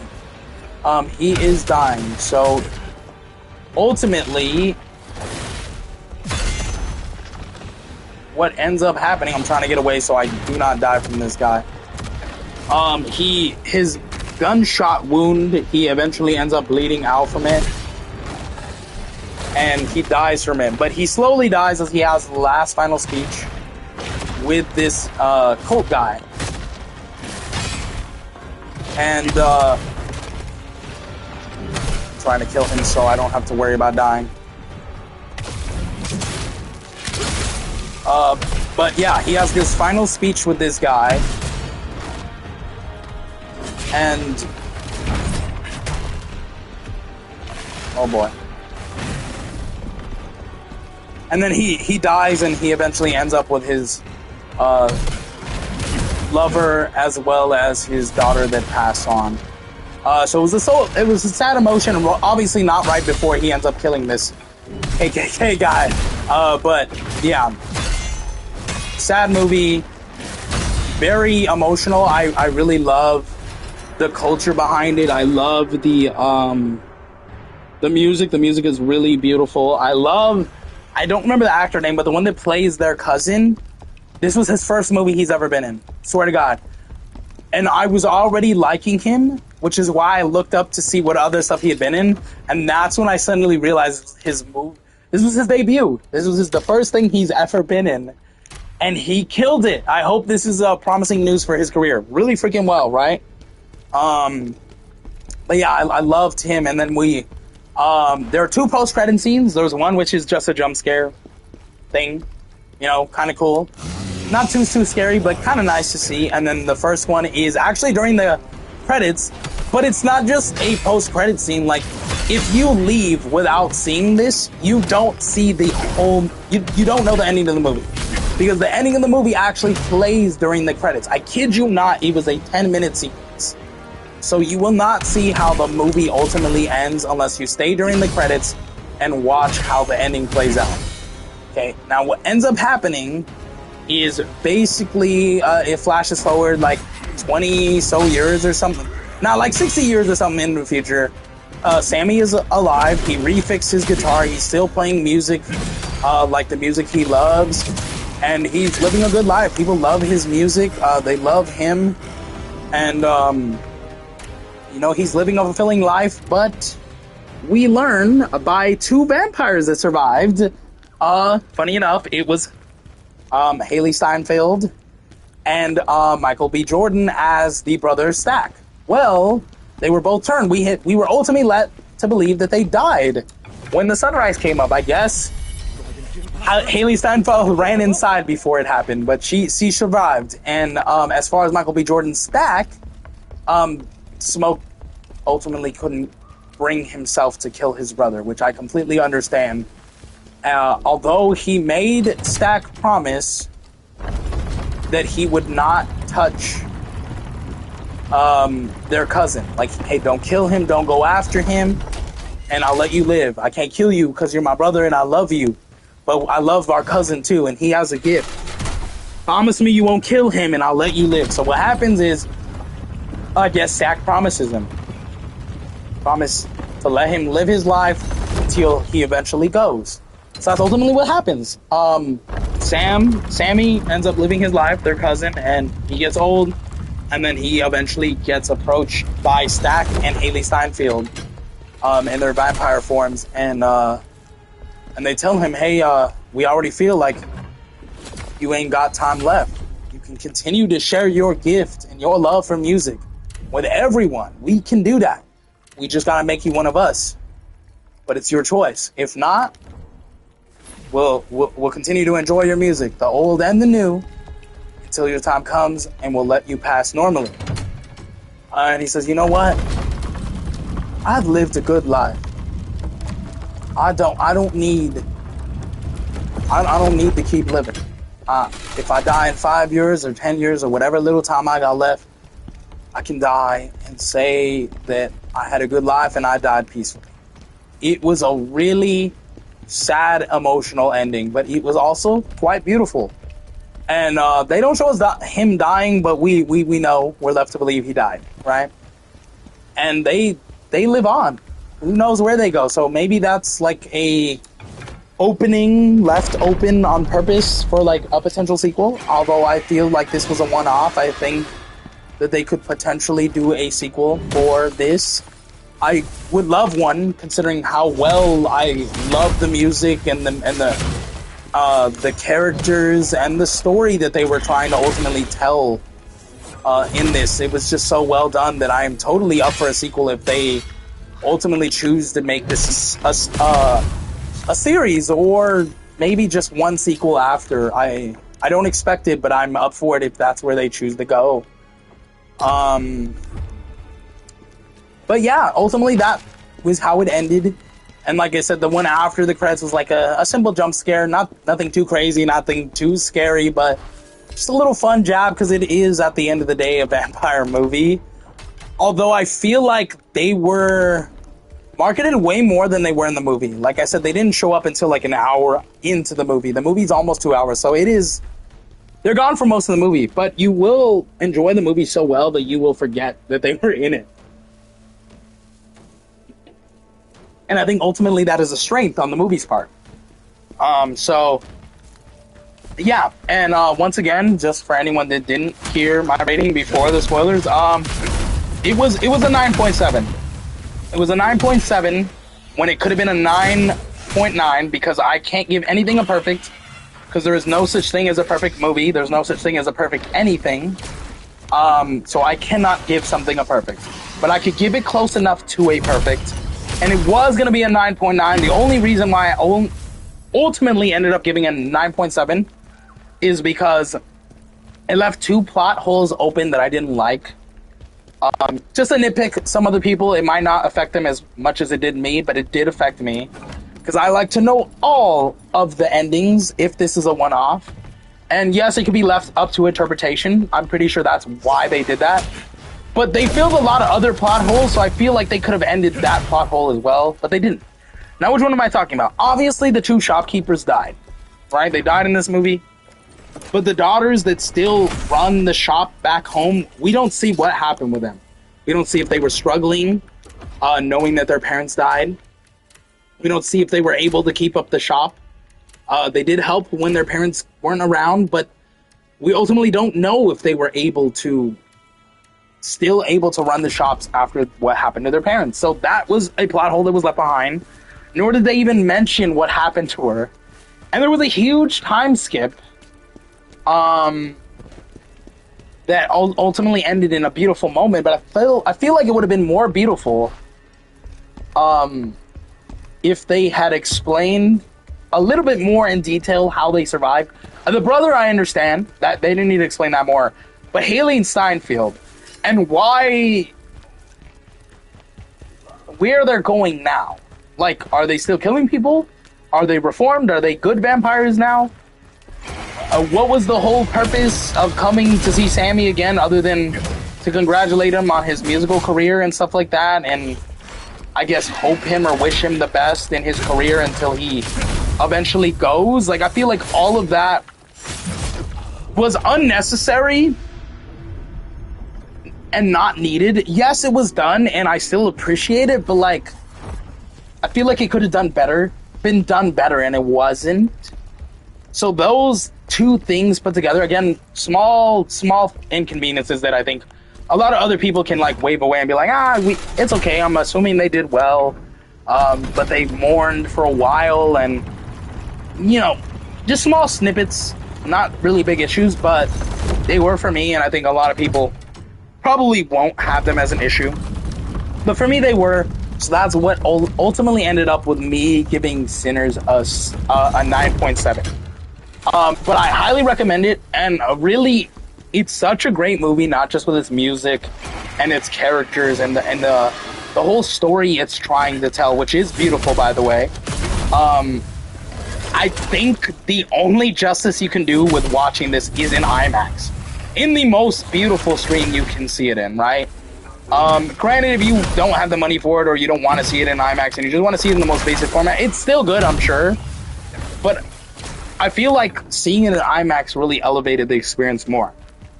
For example, a couple of the jump scares, a couple of the deaths and scenes, even some of the creepiness of the movie was more elevated in IMAX, so I could feel it all around me. There was a couple times where me and my parents here were like, was that a person or was that the movie? We didn't know if someone was trying to talk to us or talk to their friend they went with, or their significant other, or anyone in the theater, the person next to them. We didn't know if they were talking to them or if it was the whispers in the movie of the vampires trying to be creepy or stalk them. We didn't know. And that, all the noise, the gunshot, the creepiness, the crickets, all of that in IMAX, just hearing it all around you really just elevated the experience for us. So we feel like if you're going to see it, to go definitely, if you can, of course, see it in IMAX. I think that is the best experience you're going to get out of this movie. And that's what we ultimately ended up seeing it in. And it was phenomenal. So, again, with that being said, 9.7, highly recommended. A lot of people are agreeing that this is their favorite movie of the year. It's already being put up for nominees, I think. And it should be. It's deserving. It is a thriller of a movie. It's not too scary. The music is beautiful in it. The characters in it are well built up. And the whole what is it? What I'm trying to remember what I'm trying to say. I can't believe that killed. The culture, right, there you go. The culture in it is well done, well built up, and so beautiful that if you didn't tell me there were vampires in this movie, I wouldn't have known. If they didn't put that into the trailers, I feel like it would have been a fun surprise for people, but ultimately I feel like it didn't dumb down the experience. It was already so well of a story, and then when the vampires came in, I feel like they elevated the experience, right? They raised the stakes, they made the story more added to the point where it felt beautiful, even more beautiful, and just everything elevated. It didn't drag it down more. It didn't keep it the same. It just kept lifting it higher up, and ultimately, I like that was done. But yeah, so again, I recommend it. Those were the 3 reviews for The Amateur, Sinners, and Drop. I recommend all those movies. If I had to choose, let's say you could only choose one. Sinners for sure. I like both. I feel to many people, I think they'll be like, hey, I could see these at home when they release. Yes, you can. But Sinners, I recommend watching it in theaters, watching it at home, and I recommend buying it. It is that beautiful of a movie, and I feel like it is that deserving of getting that much love and attention, because it is just well directed, well performed, and it has a really beautiful soundtrack. So I do recommend it for anyone that was interested or maybe was on the fence. So yeah, now with the reviews out of the way, we can focus on this a little bit more better. What time are we at? Yeah, I have about 30 minutes to finish this map area or mission before I have to leave. Unfortunately today, I woke up a little bit late.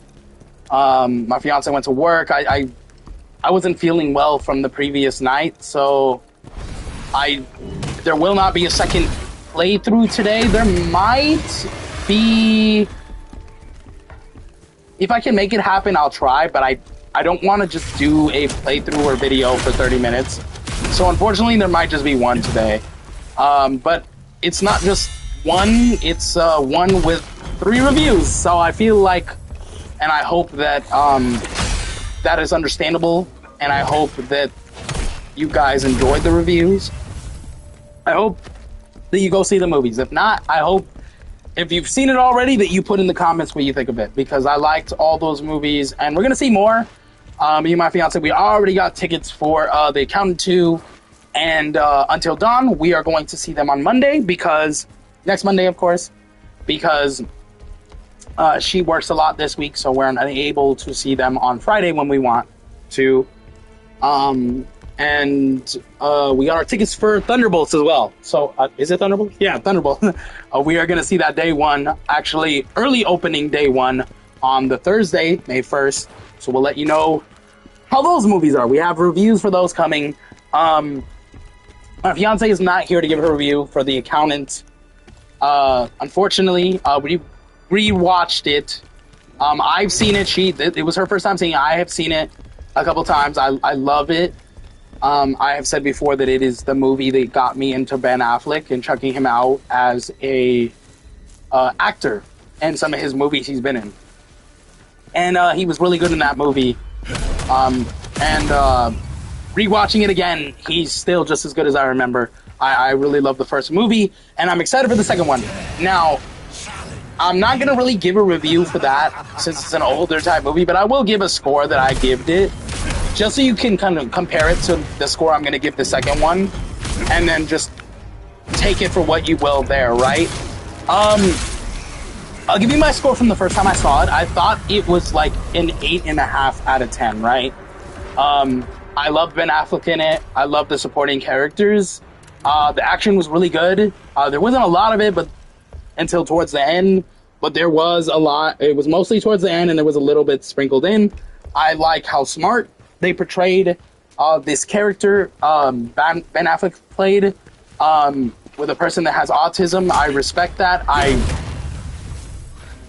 relate to that. I'm not going to say how. A little bit personal, of course. But I think he did a really good job at portraying someone that has autism. And the numbers thing, everything so realistic and understandable that I appreciated it. And it just wrapped up really nicely at the end. The first time I saw it, so that's why I initially gave it an 8.5 out of 10. Re-seeing it again with my fiance, I'm going to give it a better rating. Just because I'm really appreciative of how well it still holds up. And, seeing it now, again, years after it came out, it's really well done. And I'm really impressed with it. So I'm going to give it a 9 out of 10 instead of an 8.5. I could watch this 3 to 5 times in the day and still enjoy it. It's not like the most overly complex story, but it is simple. It is good. Ben Affleck is good in it. I like the action. I like the ending. I like the wrapping up that they did with it. And I would ultimately watch it again. Like I said, I could watch it like 3 to 5 times a day. Still enjoy it. Hope the same is with the second movie as well. What else? Yeah, that's pretty much it. I can't speak for my fiance, so I will have to get her rating on another day where she is present. But I did ask her at the end of it. I said, hey, what did you think? And she was like, yeah, it was pretty good. I'm excited for the second one now. Because she was just basically going to go in not knowing anything. And then I said, hey, we could watch the first one right after Sinners. The day we saw it. We saw Sinners on Saturday, so we came home, we watched it right after. And then you can be caught up today. It's on Max. And we have a subscription for Max. So she was like, yeah, sure, why not? And she really liked it. She said, hey, I really liked it. I'm excited for the second one now. Now I'm seeing the first. So I'm not going to give a rating for her. That is up to her. But she really enjoyed it from what she told me. Now, what else? Yeah, just expect those reviews to come. They come to, Thunderbolts and, what's the other one? Until Dawn, which is based off of a horror game that I have played on my channel, and I'm really excited to see if the movie lives up to my expectations that I have for it. Probably not, but we will see. Fingers crossed, though, right? Yeah, stay tuned for those reviews. Stay tuned for more Berserker content. Get hyped. I hope you guys are hyped and excited. For Thursday, you will see my gameplay of Days Gone Remastered. That day, I'm probably not going to do Berserker content that day. I just want to do Days Gone Remastered content, so I'm probably just going to do 2 videos of that, maybe 1, who knows. However, it'll probably be towards the end of the day. I think I'm going to do 1, because I'm going to be busy that day. That is the day where Switch 2 pre-orders open up to pre-order. I'm going hella early, and me and my fiance are going to spend the day out, because we are going to a special event to see stuff that hasn't came out yet. Trailers and exclusive behind-the-scenes stuff. For stuff that hasn't been announced, that doesn't have release dates and stuff yet. And we're going to see that on Thursday night, so we are excited for that. I don't know if we can talk about that until they are announced, but we're really excited for that. And, yeah, so we might not do 2 videos that day. We might just do 1, but if for whatever reason we can't even do 1, I will let you guys know. But there will be nothing tomorrow, which is Wednesday, because we are really busy tomorrow with stuff we got to take care of for the end of the week. I have already said in previous videos that I was going to be busy tomorrow. Most people have vocalized that they understand perfectly, so I appreciate you guys being patient and understanding with that. And Thursday, I'm going to try to do 1. If not, on Friday for sure, we're going to do at least 2 or 3. If I'm unable to do any content for Days Gone Remastered on Thursday, it will definitely be on Friday. And I'm going to dedicate the whole day to Friday, because I want to get a head start in that game, because that game is long.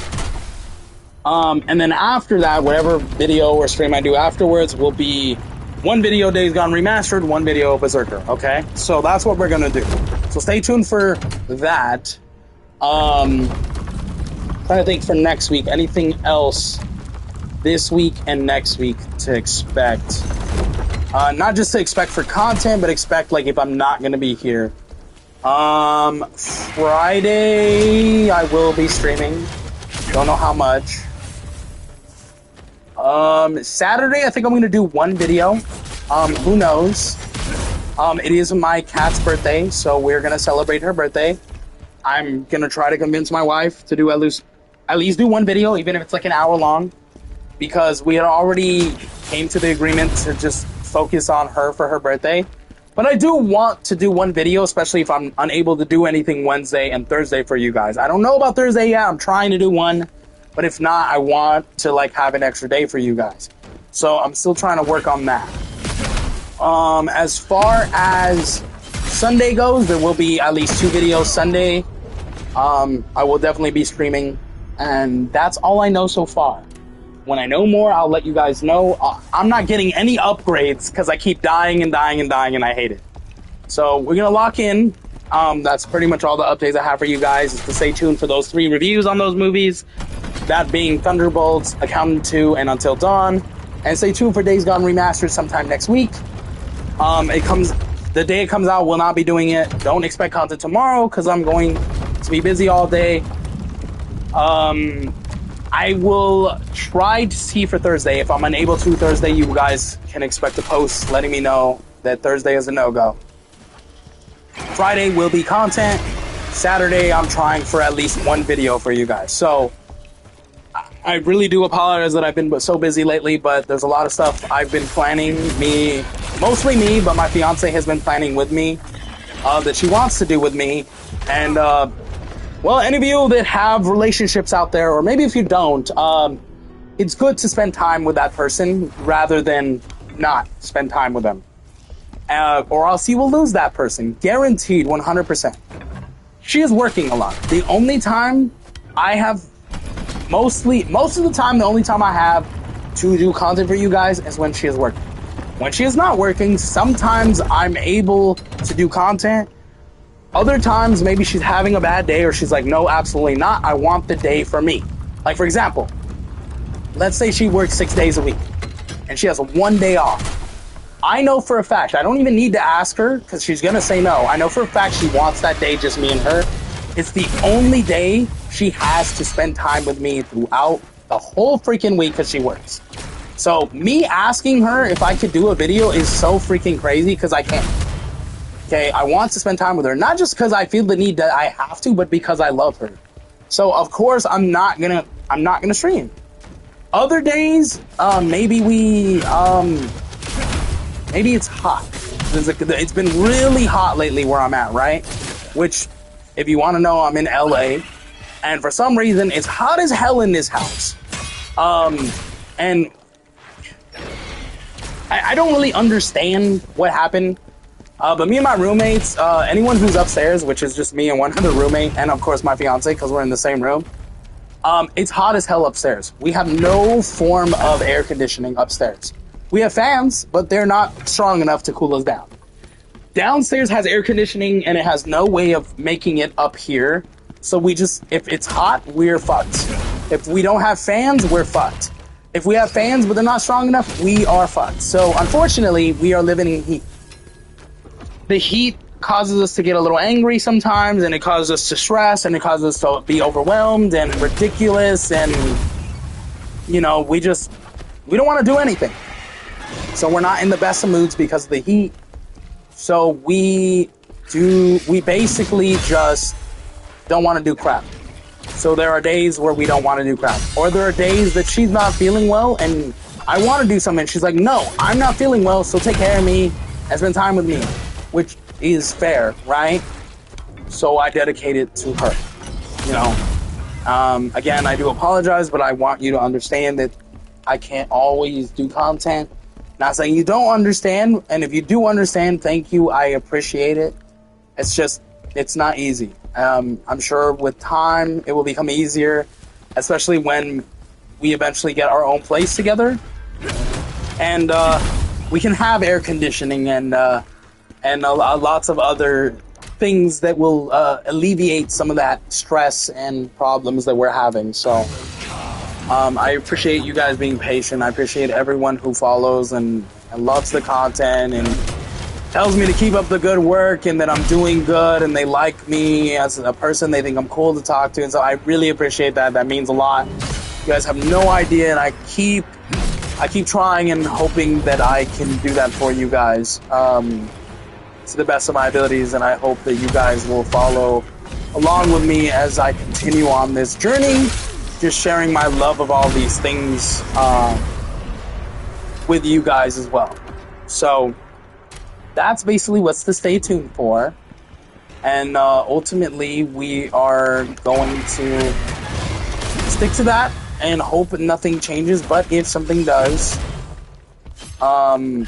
of course, you guys know I will definitely update you with anything like I usually always do, whether it's in a video or a post, because I have done a post a couple times here and there, just because I feel like it's needed, especially if I'm going to take like a long break away from like no content. I feel like it's best to explain it. Whether people understand it or not, I feel it's best to explain it. It comes off more genuine than malicious. So, that, right? Yeah, so just stay tuned for all that. Hopefully we can finish this area quickly. I do keep dying. I don't know why I started this. I have no freaking health, but we are going to try.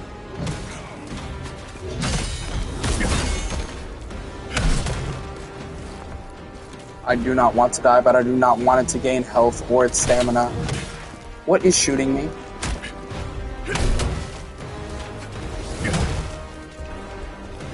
I don't want to stay in this house because I feel like I'm fucked, but something just shot me when with an arrow, and I do not want that.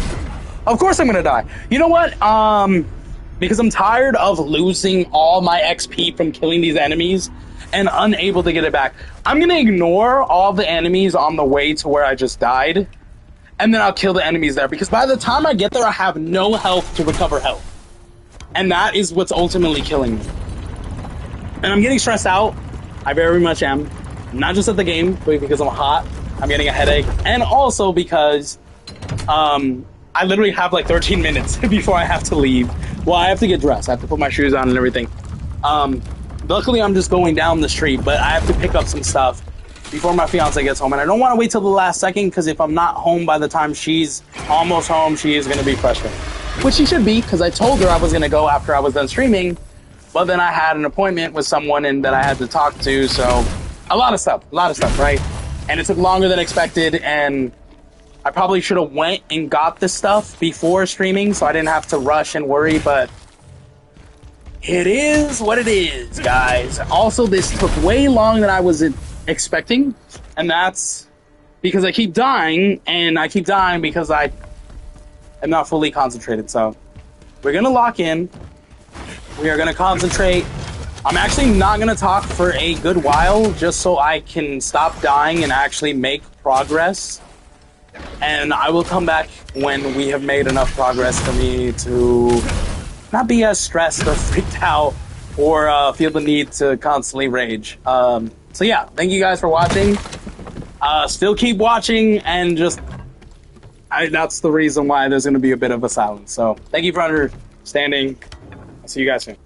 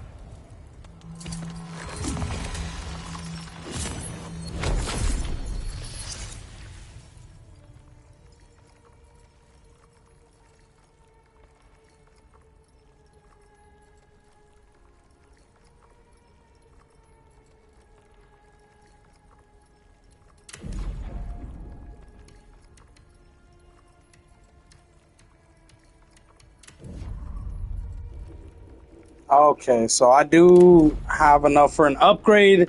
We made a significant leap in where we were supposed to do. Wow. I don't know why that was so hard to do. I do want to do stamina recovery. I feel like guard stamina is important too. I'm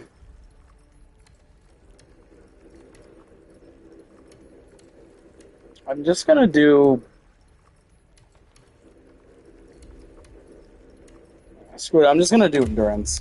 The next one I'll do is attack again.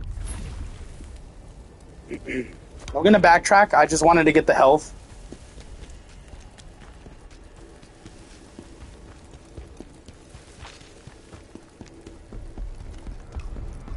We're gonna backtrack that way because I feel like there's important stuff over there.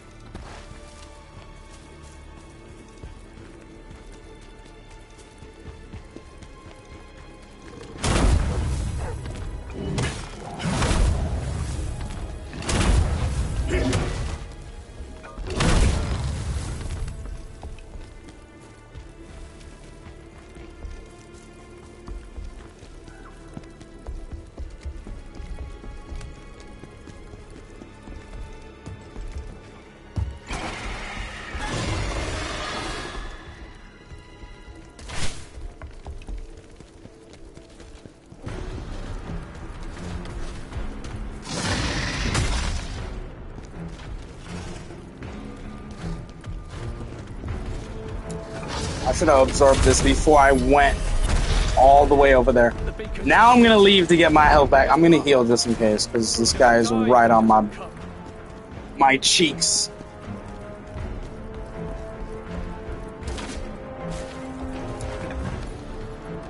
Alright, alright.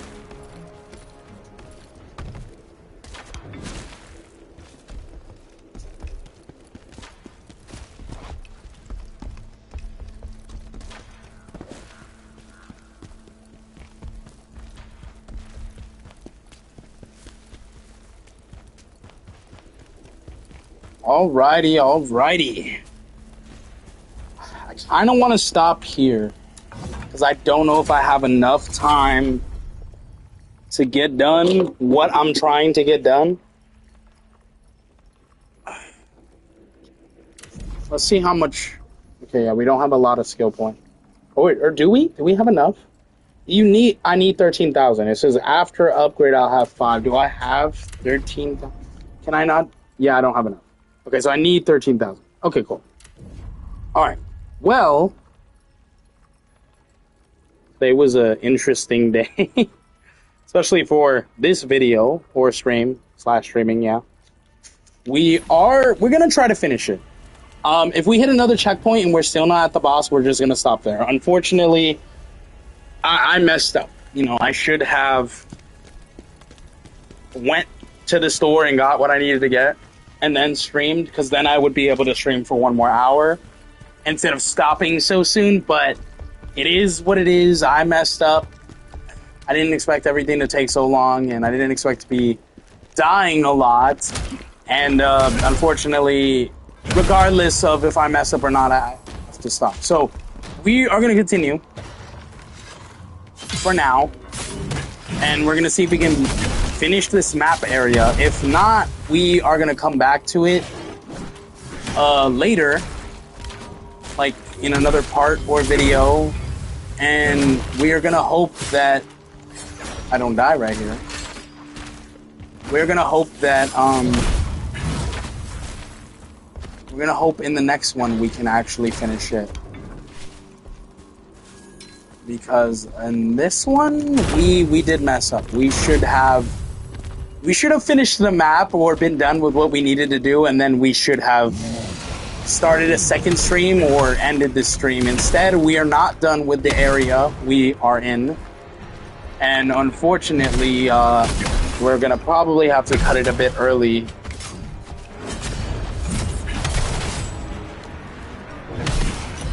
Unfortunately, like I said, guys.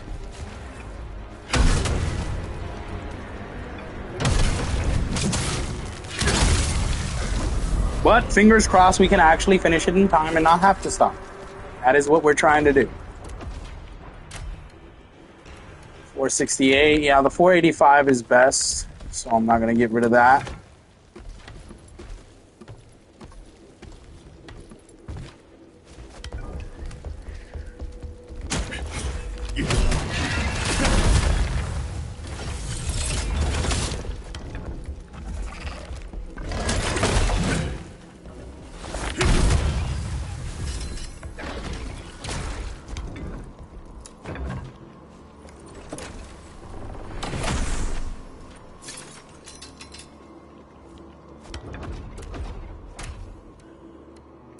So there's a little bit more damage. Let's put that.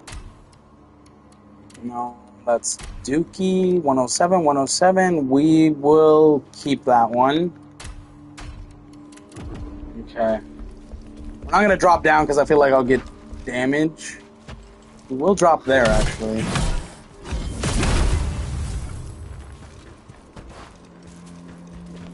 Is this the guy that was up above? Yes, it is.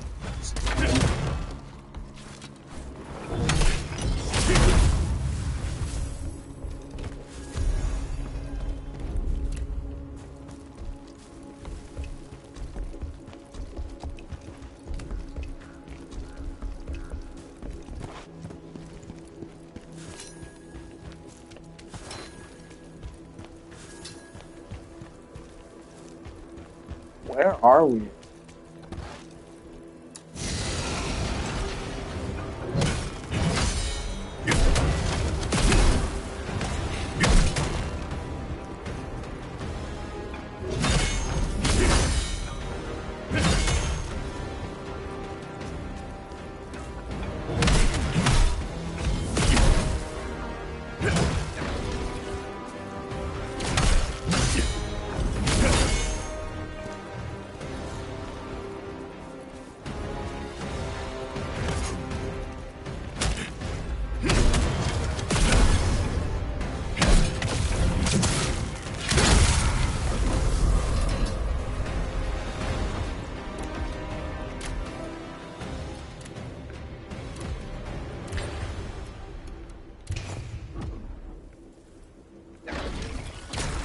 Okay.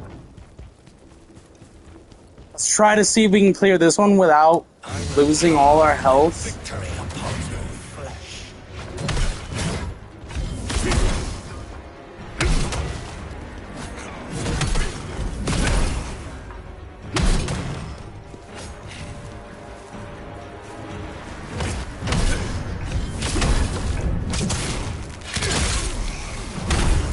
Got him.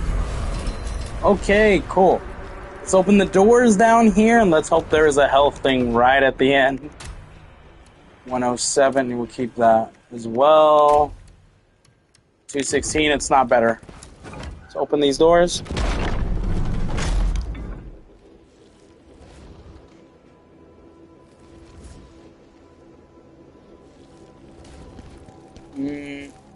Crap.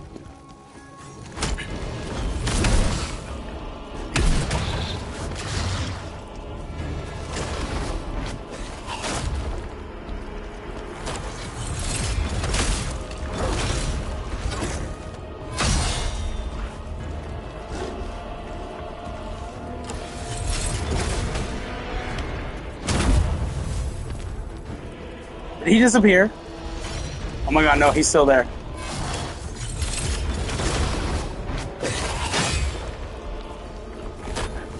I'm gonna try to kill him from above. Oh man, if he could teleport up here, I'm cooked.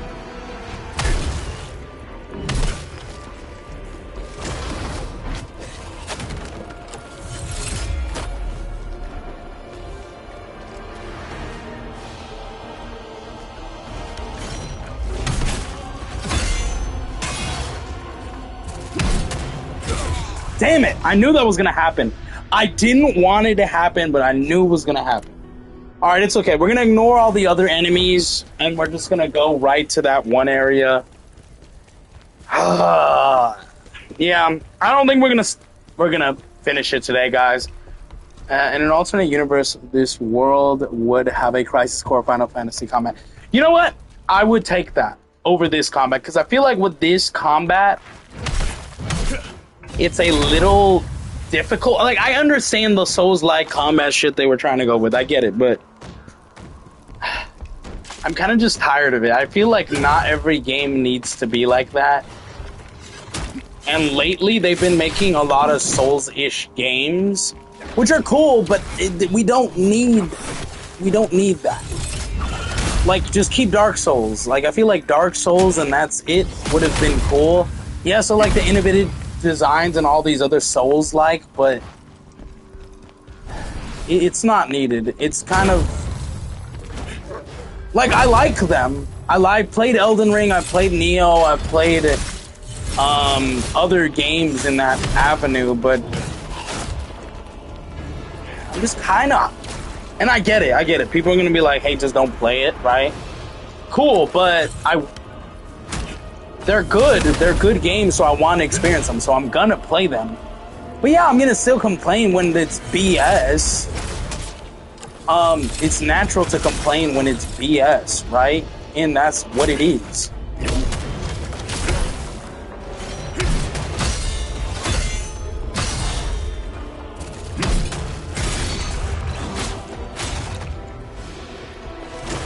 I run. Oh my god, I almost died there.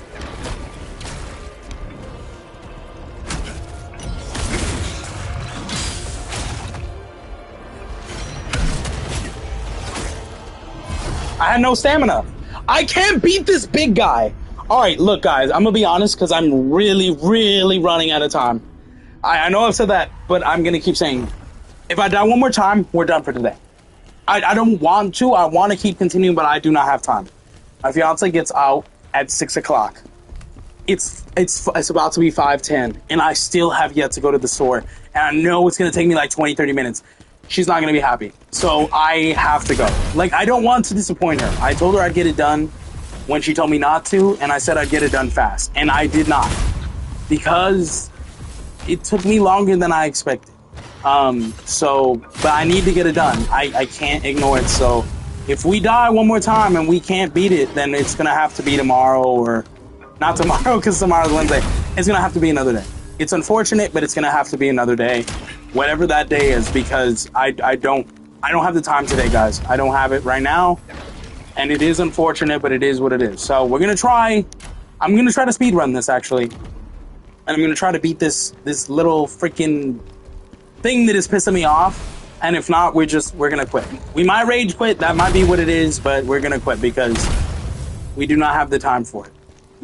We unfortunately do not.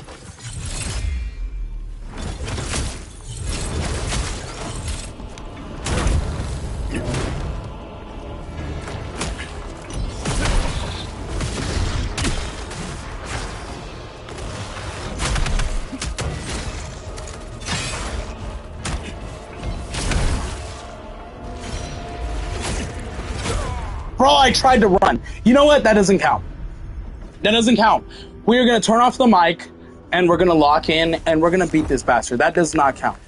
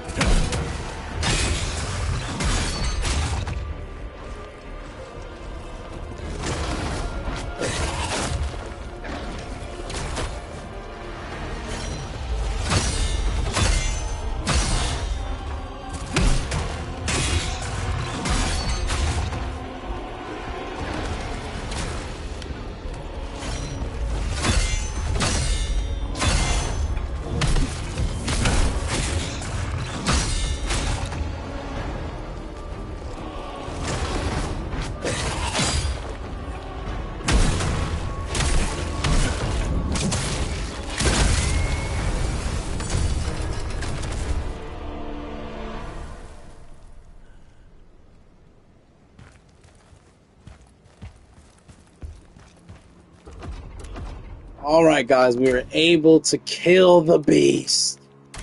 Alright, so we didn't get anything good from that.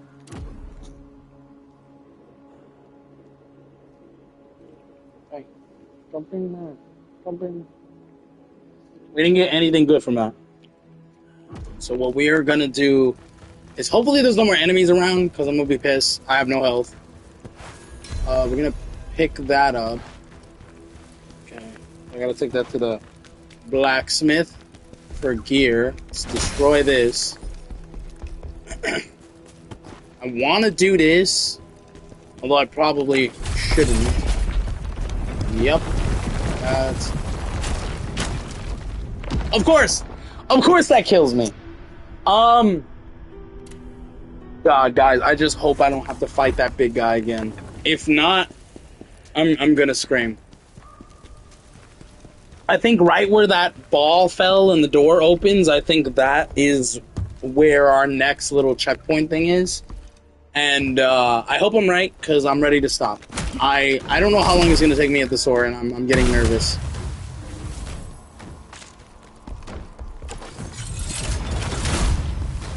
I'm getting nervous because I need to leave. I know I need to leave, but I have not. And yeah, I'm messing up really badly.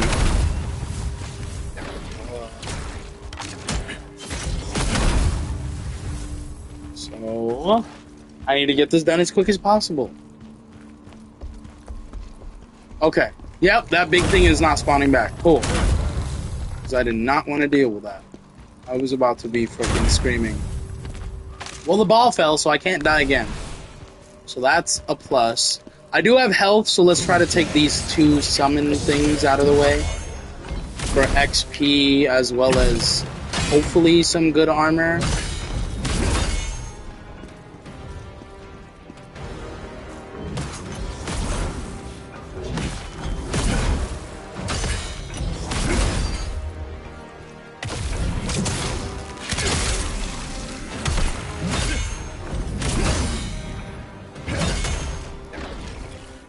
This thing is almost... Okay. His stamina was almost done, and then he freaking heals. I don't like that. Come on, attack me, bro. You just guard everything. Attack.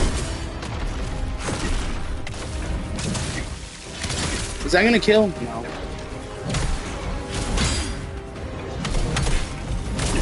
I'm just gonna kill him. Okay. That's not gonna work.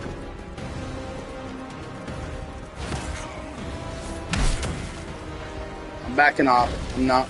He's getting greedy with his hits.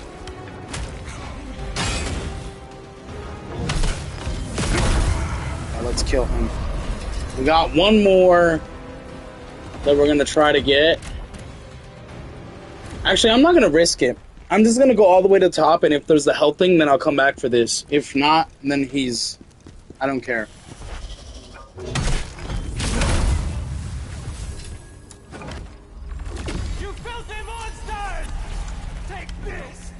Use that.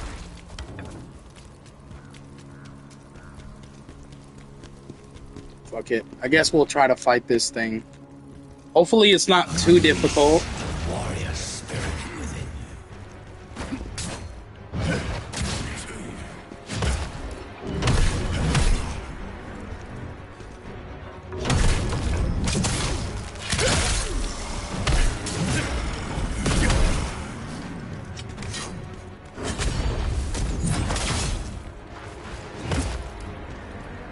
Stamina, come on. I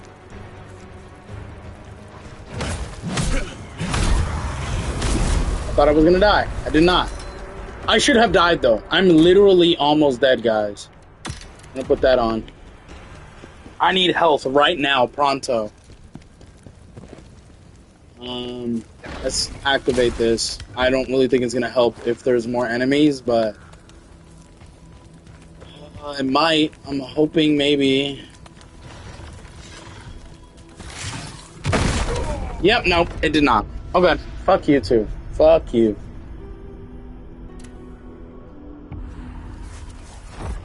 Alright. We're gonna speedrun this. We really are. Let's lock in, guys. I'm gonna stop talking for now.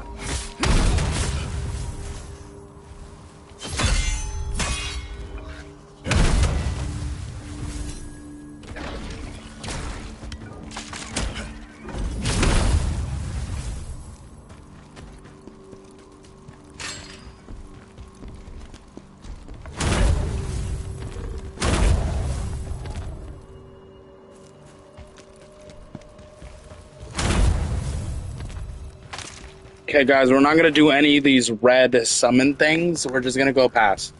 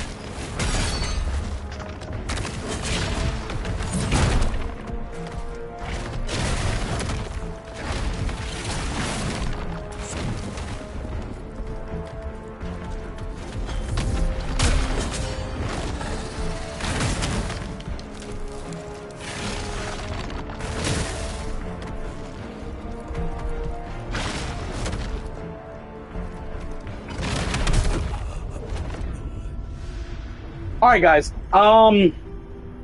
We're just gonna stop there. We haven't hit a checkpoint. Let me see. Do I have anything to recall my souls? If not, I'm gonna hate myself. Let me see. Because we were unable to hit a checkpoint, and I'm cutting it really close for what I need to take care of. I don't know how long it's going to take, and I don't want to keep worrying. The lacrima lost from... Okay. That's what we're going to use. This. Yeah, there we go. So, yeah, I'm not going to go back and collect it. We will finish this later. Not today. Maybe not tomorrow. Well, no, definitely not tomorrow. And most likely not on Thursday. We're going to see.